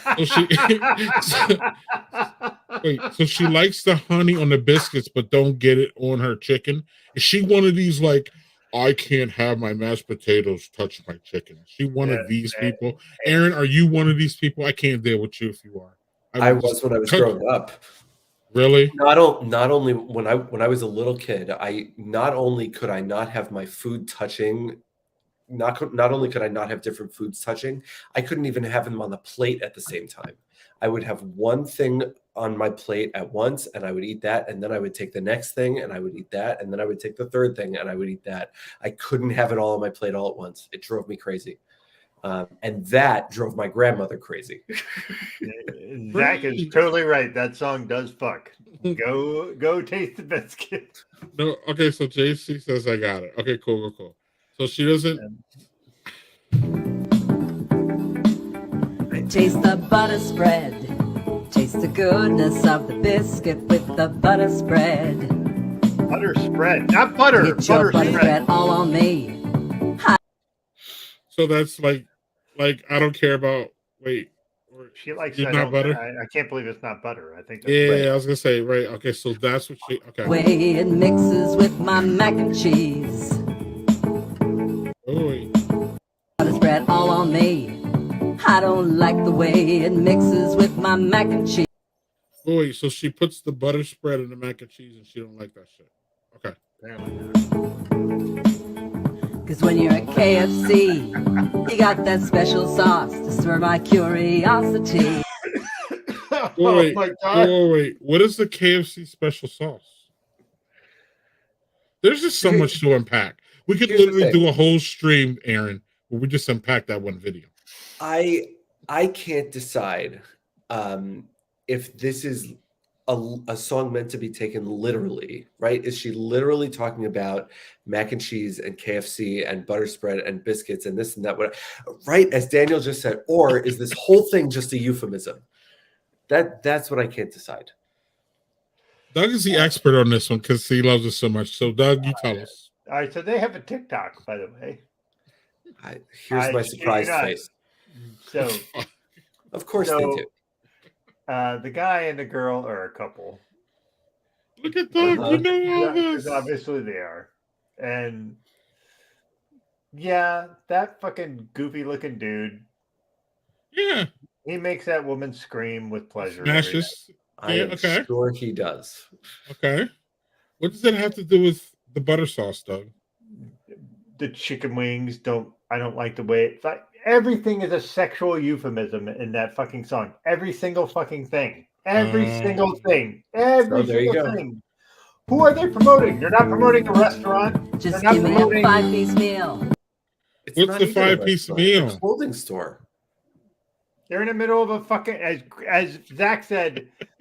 Zach said that I've never been in a Goodwill and they did that shit. And he's right. And also, Zach posted the Christmas biscuits, which I had posted in the group, but nobody fucking wanted to watch it. I can't. Don't do that. Trust me, just don't. No. But I'm telling you, it is all a sexual euphemism. What makes it a Christmas biscuit? I'm not even. Just don't. Why are we? No, please don't. We'll be here for another 50 fucking minutes. Greg, It's if there is Or something country that cock. you learn, if there is one thing that you learn as a therapist and as a social worker, it's don't ask questions you don't want the answers to. I'm telling you, Right? Because look now dangerous. now the answers are coming in. Mhm. You already knew, Aaron. You already knew. Told you. You Don't did. ask questions you don't want the answers to. She doesn't want her hoo-ha juice on his chicken wing. That's fair. That's fair. I'm going to tell All you right, that so the whole song is a sexual euphemism. I'm not sure how we good on them. Hey, good on them. Because you know what? We kind of fucking shit on old people having sex. We should not. Old people have sex. I'm an old person who has sex. No. I don't have a problem with the fact that they're old.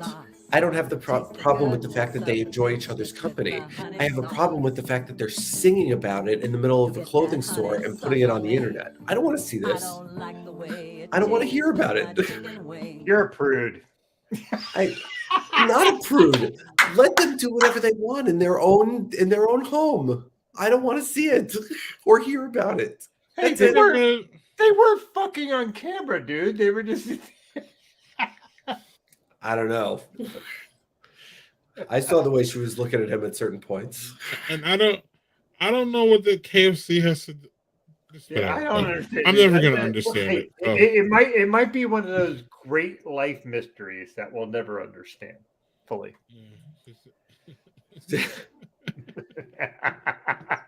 I'm telling you, Greg, no good can come of asking these questions. This is true. So on this note, we should start wrapping up, Doug, because Aaron has a professional career. Okay. Yeah, we don't want to ruin that. Right. We can't be like right. We can't be ruining people's career and livelihood. Okay. So we got messy enough for Aaron. Hey, we never did. We never did. What are you watching? We do have to do that before we leave because Aaron has some really interesting options.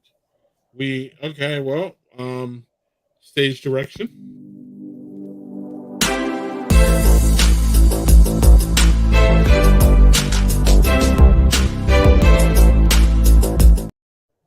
I did no preparation for this. But we're awesome like that. So yeah. Yes. And I knew about it too. Don't front. I can't front. But anyway, I can do it while we talk here. Actually, you did send it to me here. Doug, you want to start? And then we sure. Give me a second and I will I'll give you a second. No, here we go. Taste the biscuit. Okay. So sorry.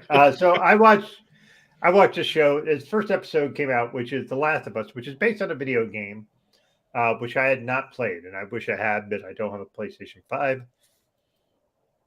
So this episode is like an hour and 15 minutes long. It's fucking great. So without giving too much away, this fucking show is about basically an apocalyptic event. Have some more bourbon, Doug. And sorry. So both of these characters are from Game of Thrones, which I think is fucking great. So the beginning where they show with the breakdown of society is one of the best fucking things I've seen. Just how they show basically where society breaks down, and they're just showing how that shit just fucking crumbles. It's really great. Now, I will say the last bit drags a bit, but they're doing setup. And I want to say I cannot wait for more of this show. It is really, really interesting and really good. Pedro Pascal. I cannot remember the girl's name who was the young queen in Game of Thrones. It's really, really, really excellent. So I'm looking forward to seeing a new episode this Sunday. I only saw the first episode. That's because I love that. Yeah, that first half, Zach, you're exactly right. The first half, you were watching it almost like when you're watching parts of The Walking Dead, like where shit just kind of going off the rails, and you're like, "Holy fuck!" And that's how the first half of that show is just like it just shit is going crazy, and you're just trying to keep up. So, I think I'm really super looking forward to Sunday when the next episode drops. So. You could say drag. It wasn't as fucking crazy as the first half. And I didn't play The Last of Us, Zach, so yeah. Yeah, this is the one I was waiting for. Right, like that honey sauce. It's the honey. Likes the honey sauce on the biscuits, but not the chicken. And not the mac and cheese. So disappointing. But what's not disappointing is what you're watching there. So I've been watching a couple things. One is The Patient, which, as Daniel mentioned, and as I brought up last week, is a, first of all, fantastic show. I'm not going to give much away. I will say Steve Carell plays a therapist. He plays a psychologist, and he has a particular patient. And so the show itself, I think it's 10 episodes long. It's a miniseries, and it's about their therapeutic relationship. It's about the issues that the patient is dealing with. Yep, that's the one. And it is incredible. It's just incredible. Again, I'm not going to give away more of the plot just to be absolutely safe. But the acting is unbelievable. It's unbelievable. Talk about, look, Steve Carell, you can see him in his early work on The Daily Show and on The Office and things like that. And then you see him in a show like The Morning Show, which I'll get to in a second, or in a show like this, and it is just unfucking believable. He is amazing in it. And so is the other actor who's Domhnall Gleeson. It's right there. Domhnall Gleeson actually was in a couple of the Harry Potter movies. He played one of the Weasley boys. He also played a great role in an episode of Black Mirror, which I'm. Oh, so there you go. And what was the movie where it was like he did something with Bill Nighy, where out of something about time. It's great, but anyway, he's great. Sorry. Zach, no, I think that's a very clever pun, but no, that's not what it's for. That's not the reference. The other, yes, he is JHG. He is absolutely an amazing actor. The other show that I'm going to bring up, aside from The Morning Show, which is, just I'll mention in passing. I'm about halfway through season 2 at this point. I think season 3 is coming out soonish. I enjoy it. The start is season 1. On the off chance you haven't watched it, season 1 is based largely off of the explosion on the Today Show with Matt Lauer, all the stuff that came out with Matt Lauer being a sexual predator and things like that. So Steve Carell plays a basically the Matt Lauer character, and so the rest of the show is all about the fallout from the truth coming out about his behavior and his interactions with the other people at the show and at the network and all that kind of stuff. So I'm about halfway through season 2, like I said. The other show I was really going to bring up, though. Those are two big name ladies there. Yes, absolutely. And they are fantastic on it, too. Reese Witherspoon in particular. Yeah, they're both amazing. It's a little hard for me to see Jennifer Aniston and not think Rachel Green. But she does a good job. But Reese Witherspoon is really fantastic. And again, so is Steve Carell. The other show I was going to bring up is Fleischman is in Trouble. Which is also on Hulu. Two things about this. The first one, again, very similar to The Patient in that it is amazing acting. There is not there's no like weak link here. Everybody is unbelievable. And the second thing is what, surprise again, one of the things that I enjoy so much about this is all of the mental health implications and all the mental health references that are made throughout this series. It brings up issues of divorce, of pregnancy, of marriage, relationships, raising kids, work-life balance. I could keep going on. But it's really just amazing. And I will say first of all, Claire Danes plays Jesse Eisenberg. Jesse Eisenberg plays Toby Fleischman, who's the main character. Claire Danes plays his ex-wife. And episode 7, and I'm not going to say anything that happens in it, but episode 7 is like the Claire Danes episode. And it is mind-blowing in terms of her skills as an actress. It's just unbelievable. It's fantastic. One thing I will point out, both about Fleischman and about the patient, first of all, they're both worth watching for anybody. You get more out of them if you're Jewish. And that it may sound like an odd thing to say, but as opposed to the show that I brought up the last time that I was on, the Marvelous Mrs. Maisel, which I think you actually get more out of if you're Jewish. There are certain types of references in these two shows that just hit a little bit closer to home if you know, like if you're more familiar with Jewish heritage, with the background, with the you just get it a little bit more. They're fantastic no matter what. I think Greg just saw what I was laughing at. Fucking sad. Yep, that's the one. We do okay. We sort of hold our own, but we here and there we pick up what we can. We do what we can. Sorry, I keep going. Zach is they're just amazing.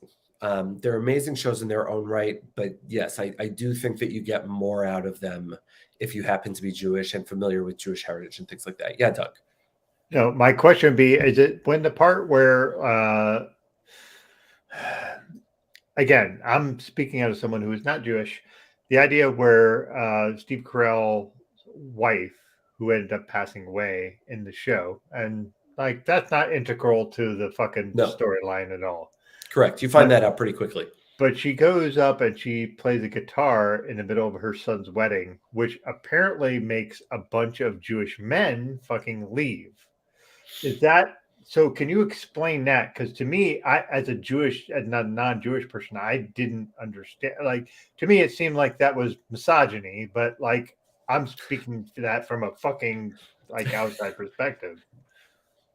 So, yes. Okay, so really quick, here's really quick. Explain the whole Jewish religion. Go. Yeah, basically. So there are 3, probably 4, really primary movements in Judaism. Okay, the 3 that I'm going to talk about right now are Orthodoxy, conservatism, and the Reform movement. Okay. What most people picture when they picture Jews, especially in the media, is Orthodox Jews, right? They're the ones with the black hats, with the locks of hair coming down. Women wear dresses, right? Separate seating in the synagogue, right? Men sit in one spot, women sit in a different spot. That's Orthodox Judaism. I won't get into like ideology or what they all mean and all that kind of stuff, but whatever. Reform Judaism is sort of at the opposite end of the spectrum, if you were to view it like a spectrum, right? Orthodoxy is on the right, Reform is on the left. Reform Judaism tends to take the view of, again, very drastic overgeneralization, but for our purposes, Reform Judaism says all of Jewish laws and traditions came from people.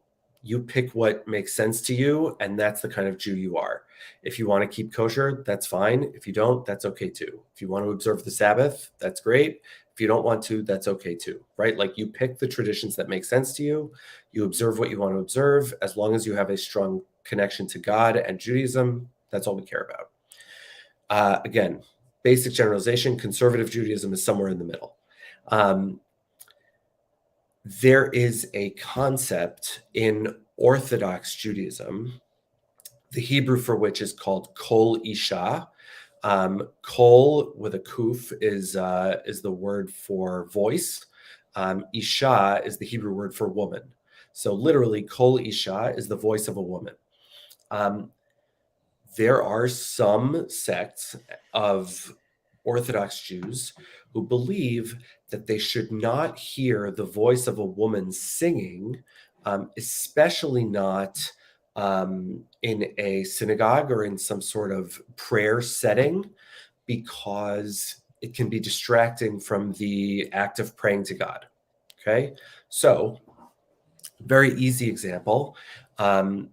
Conservative and Reform Judaism, it's certainly much more common now for women to be rabbis or women to be cantors, who are the ones who do the singing, leading the services, the prayer services. You're never going to see a woman cantor in an Orthodox synagogue. I think there's been like a handful of women rabbis in Orthodox Judaism, and even that I think has been a controversy. The idea being that if you, especially as a man, are in synagogue and you are directing your attention toward praying to God, if you hear the voice of a woman leading the prayer service, it's going to be distracting. It's going to divert your attention from your prayer to God, and it's going to make you think about other things besides what you should be focusing on, which is praying to God. Greg, I keep waiting for the video of the woman singing about the biscuits to pop up as I'm talking. No, I don't want to be disrespectful. I won't. You're actually talking about serious shit here, so I'm gonna kind of.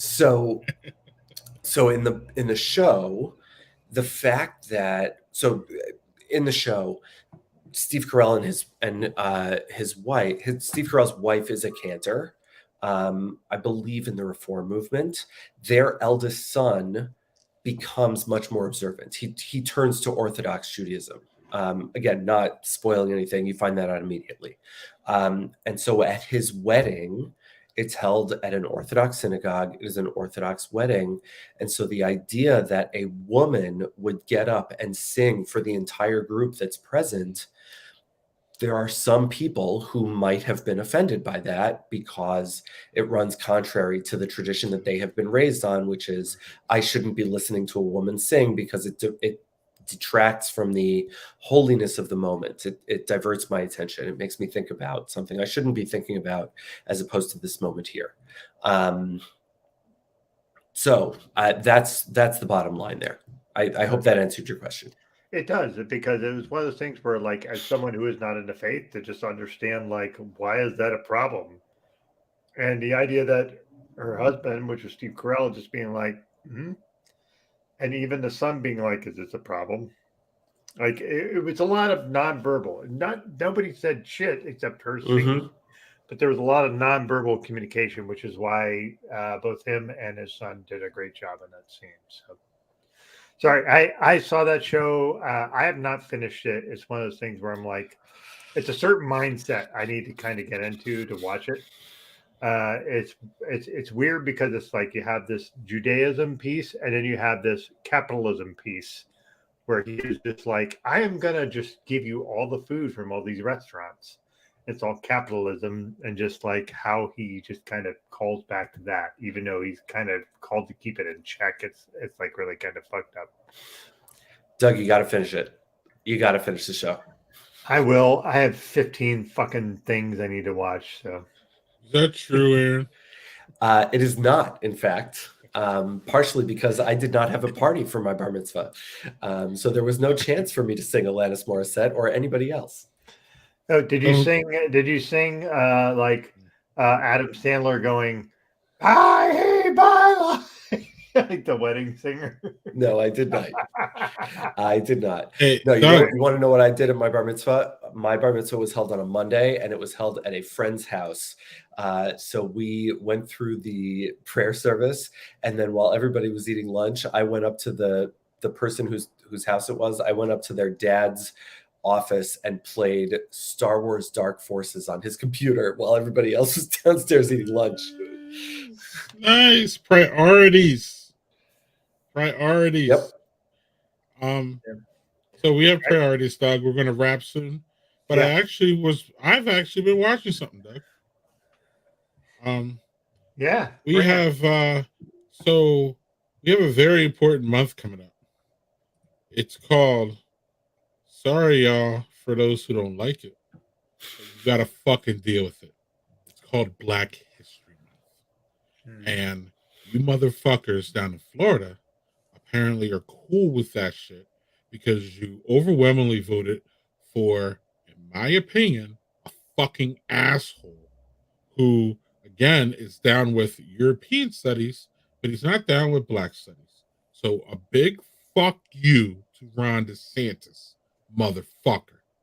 And how y'all can celebrate and help me is by watching this. And please, seriously, without a doubt, show your kids this episode, this show. Kevin Hart's Guide to Black History. As you see right there, it's a Netflix series. As I can tell you, it's very fun. I think Kevin Hart's daughter and him are the two stars. And they're going back and forth, and he's teaching her about key moments in Black history. Please let's just do that so that we can give a big middle finger to Ron DeSantis, who deserves all the middle fingers in the world times 3.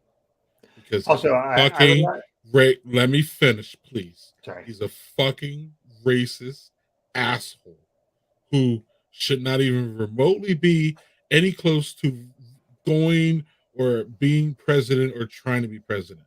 Stay your stupid, ignorant, white supremacist ass in Florida where apparently they like you. But we don't like you here in the Midwest. We don't like you overall. You're not going to win, so fuck you. You're outwardly racist, and I'm fucking sick and tired of this bullshit. And then this is another motherfucker, Doug, who wants to quote MLK. Fuck you. I can't say it enough. Fuck you, Ron DeSantis. And please watch the show. It's for kids. It's for adults. It's for family. My kids totally enjoyed it. I learned shit. You'll learn shit. Kevin Hart is funny. He does it correctly. Everything is true in there. And I'm sure it's banned in Florida. So if it's banned in Florida, that means it's great for everyone, is what it means. That's the translation, motherfuckers.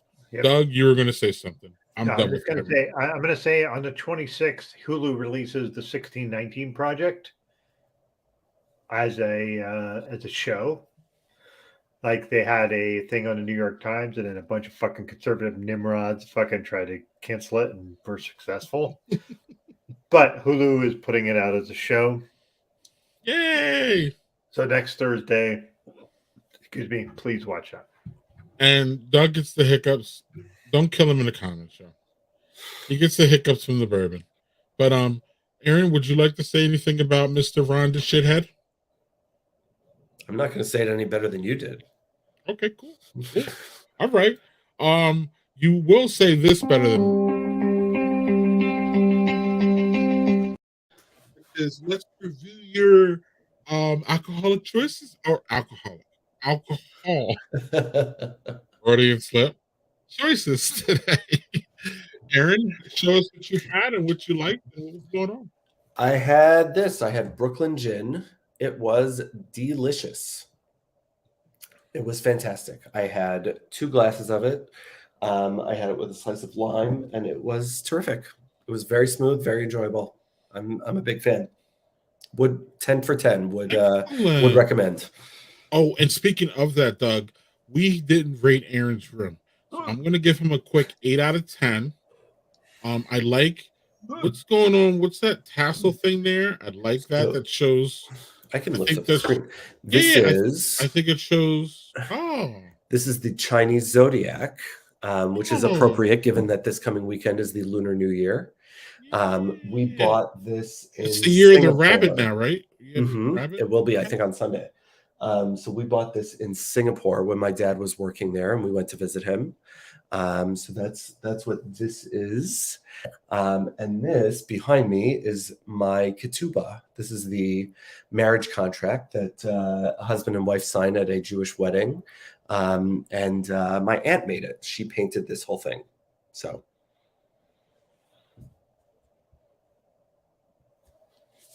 8 out of 10. Doug,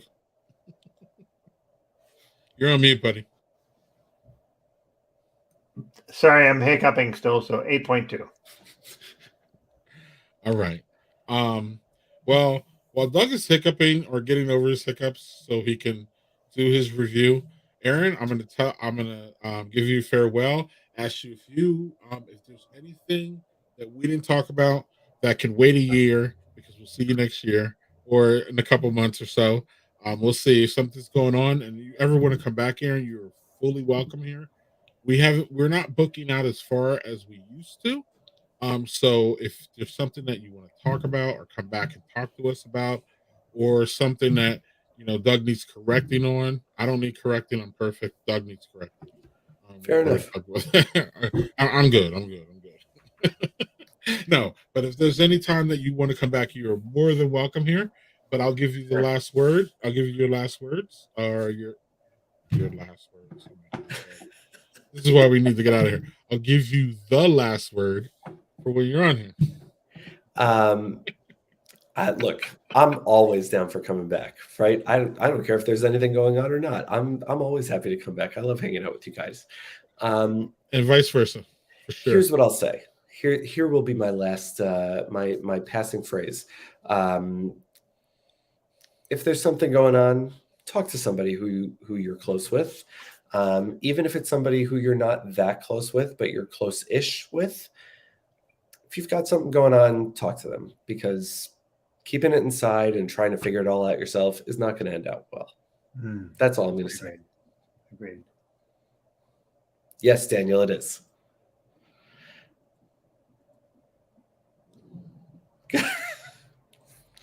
Okay. That's not true. I drink gin and I'm not a therapist. So yeah. I was going to say Doug drinks, and he's not a therapist and he's not God. I can confirm that. No, so I'm definitely not either. Right. Not even close. I can confirm because I hung out with Doug, and there wasn't definitely not God and definitely not therapist. There wasn't anything extraordinary going on. At least I saw. Maybe he's hiding it. I never saw Batman and Doug in the same place, so you never know. Shit happens. So look, I'm good with Aaron coming back, but I still want Jerry, Rod, and Jeff. Okay, so Jerry and Rod, that's Rod J Beer Ventures. We're working on those two. Jeff is also a little bit tricky because his particular his particular employment is kind of hard to get him back in.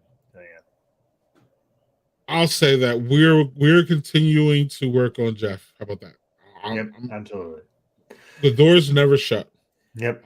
Jen, God is near. That's fair. So what's also fair is Aaron, we love you, friend. You're a dear friend of ours.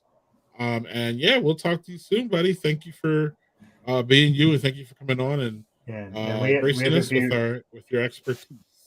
Yeah, and we have a post show if you want to hang around. If you don't, that's cool too. You bet. I'll be there. That's shit. All right. All right, Aaron. Thank you. My pleasure. Doug. All right, so I'm going to start with... I love Aaron. He's the shit. I just got to say that. Great, it's easy. It's better to say that when they go away, because I don't know, some people don't like compliments, or some people take hey, that's me, right? I know. I've been dealing with this for fucking 12 years, it seems like. Go on. Yeah, this feels like it, and it might be longer. Whatever. So I'm going to start. This was, I'm going to say this was, least favorites are wrong. All of them were good. So Old Forester, the basic is $25. This is a good bottle. Not bad. I was going to say, at least you like honey on your biscuits. I taste the biscuits. Anyway, this Weller was really good, really smooth, really yummy. However, this Cooper's Daughter Black Walnut, Yeah, that is like an old fashioned in a glass without the cherries, or whether you prefer to put a citrus like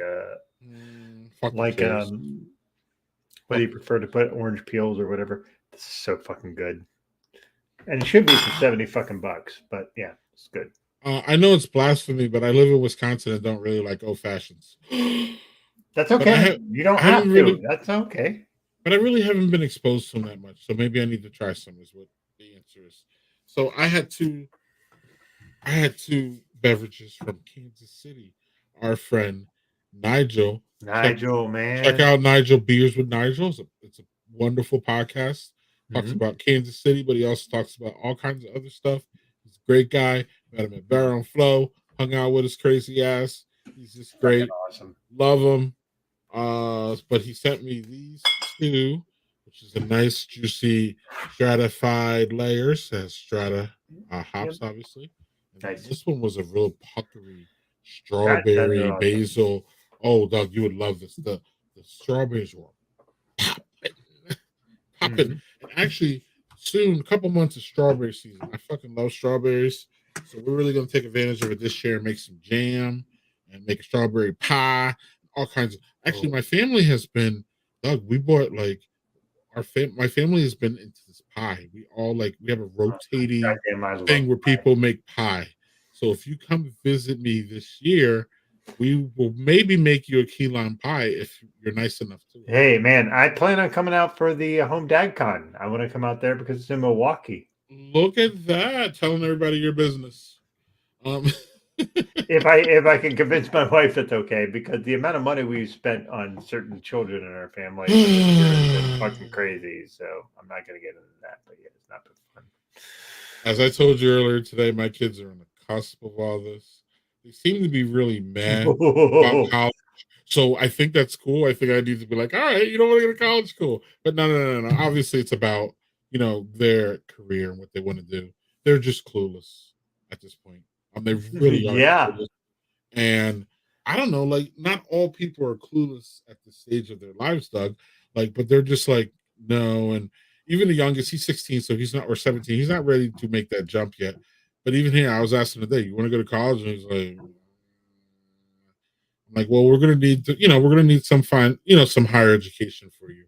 But the fact that they don't want to go to college, I'm like, yes, because I'm hearing some kind of horror stories from my friends. Yeah, and you're not really the only one either. It's the kind of alarming thing about it. I got other friends in my ears about this, and yeah. So, So with that being said, Doug, I don't know who next week is. I'm bad at this. I'm really bad at this. Do you know who next week is, Doug? We have a next week, Doug? Yeah, we do. Scott Basin, I thought. Yes. PhD. We have PhD. Yes, a book writer. He talks about beer fires. Remember that, Doug? So that's right up our alley. He's PhD, smart motherfucker, dad blogger, all that. So we're gonna get into a whole bunch of mess with him. We're gonna get messy, so he's already prepared for. Taste the goodness of the biscuit. Taste the honey sauce. Taste the goodness of the biscuit with the butter spread. To get your butter spread all on me. So that's where I had a clue. She says get the butter spread all on her, but she don't want it in her mac and cheese. So what lady? The lady is a bunch of mixed messages, and I'm tired of it. Actually. That's okay. I think we might retire the whole damn thing on the stream. We will not. If you're gonna do that dumb fucking chick from Utah, you will not retire. Hey.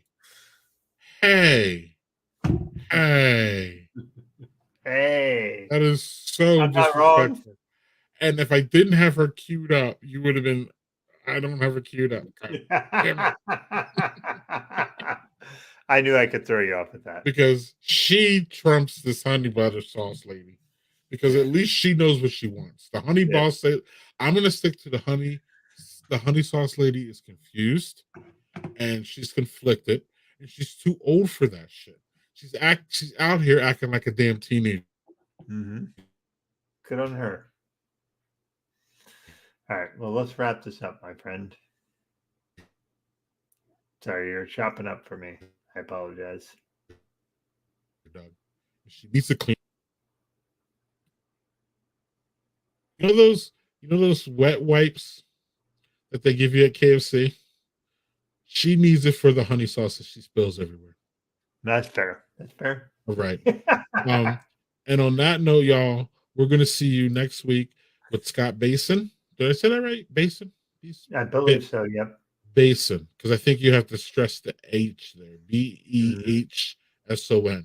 Scott Basin. We met him at that too. He's a dad blogger. He's a great guy. He's a smart motherfucker, being a PhD. Maybe the first PhD we've had on here. I don't want to disrespect anybody else. We had Denise Bonner. She's a doctor. Oh, for fuck's sake! Yes, we did. I knew we were forgetting something. Kinky Subs. Mm-hmm. Haven't heard from Kinky Subs. I need to reach out. Yeah, I've reached out to her, trying to get her back in the show. So we're trying to get that. Oh. Well, okay. Okay. All right.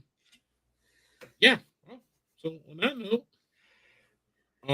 yes, Daniel. Thank you. Thanks folks. Peace, Thanks Daniel. Thanks Watch. for joining us. Okay. Giving Please. Aaron a fucking great fucking show to join us with. So thank you. Yep. And watch. Okay, please. Yes. That's it. Cheers, y'all.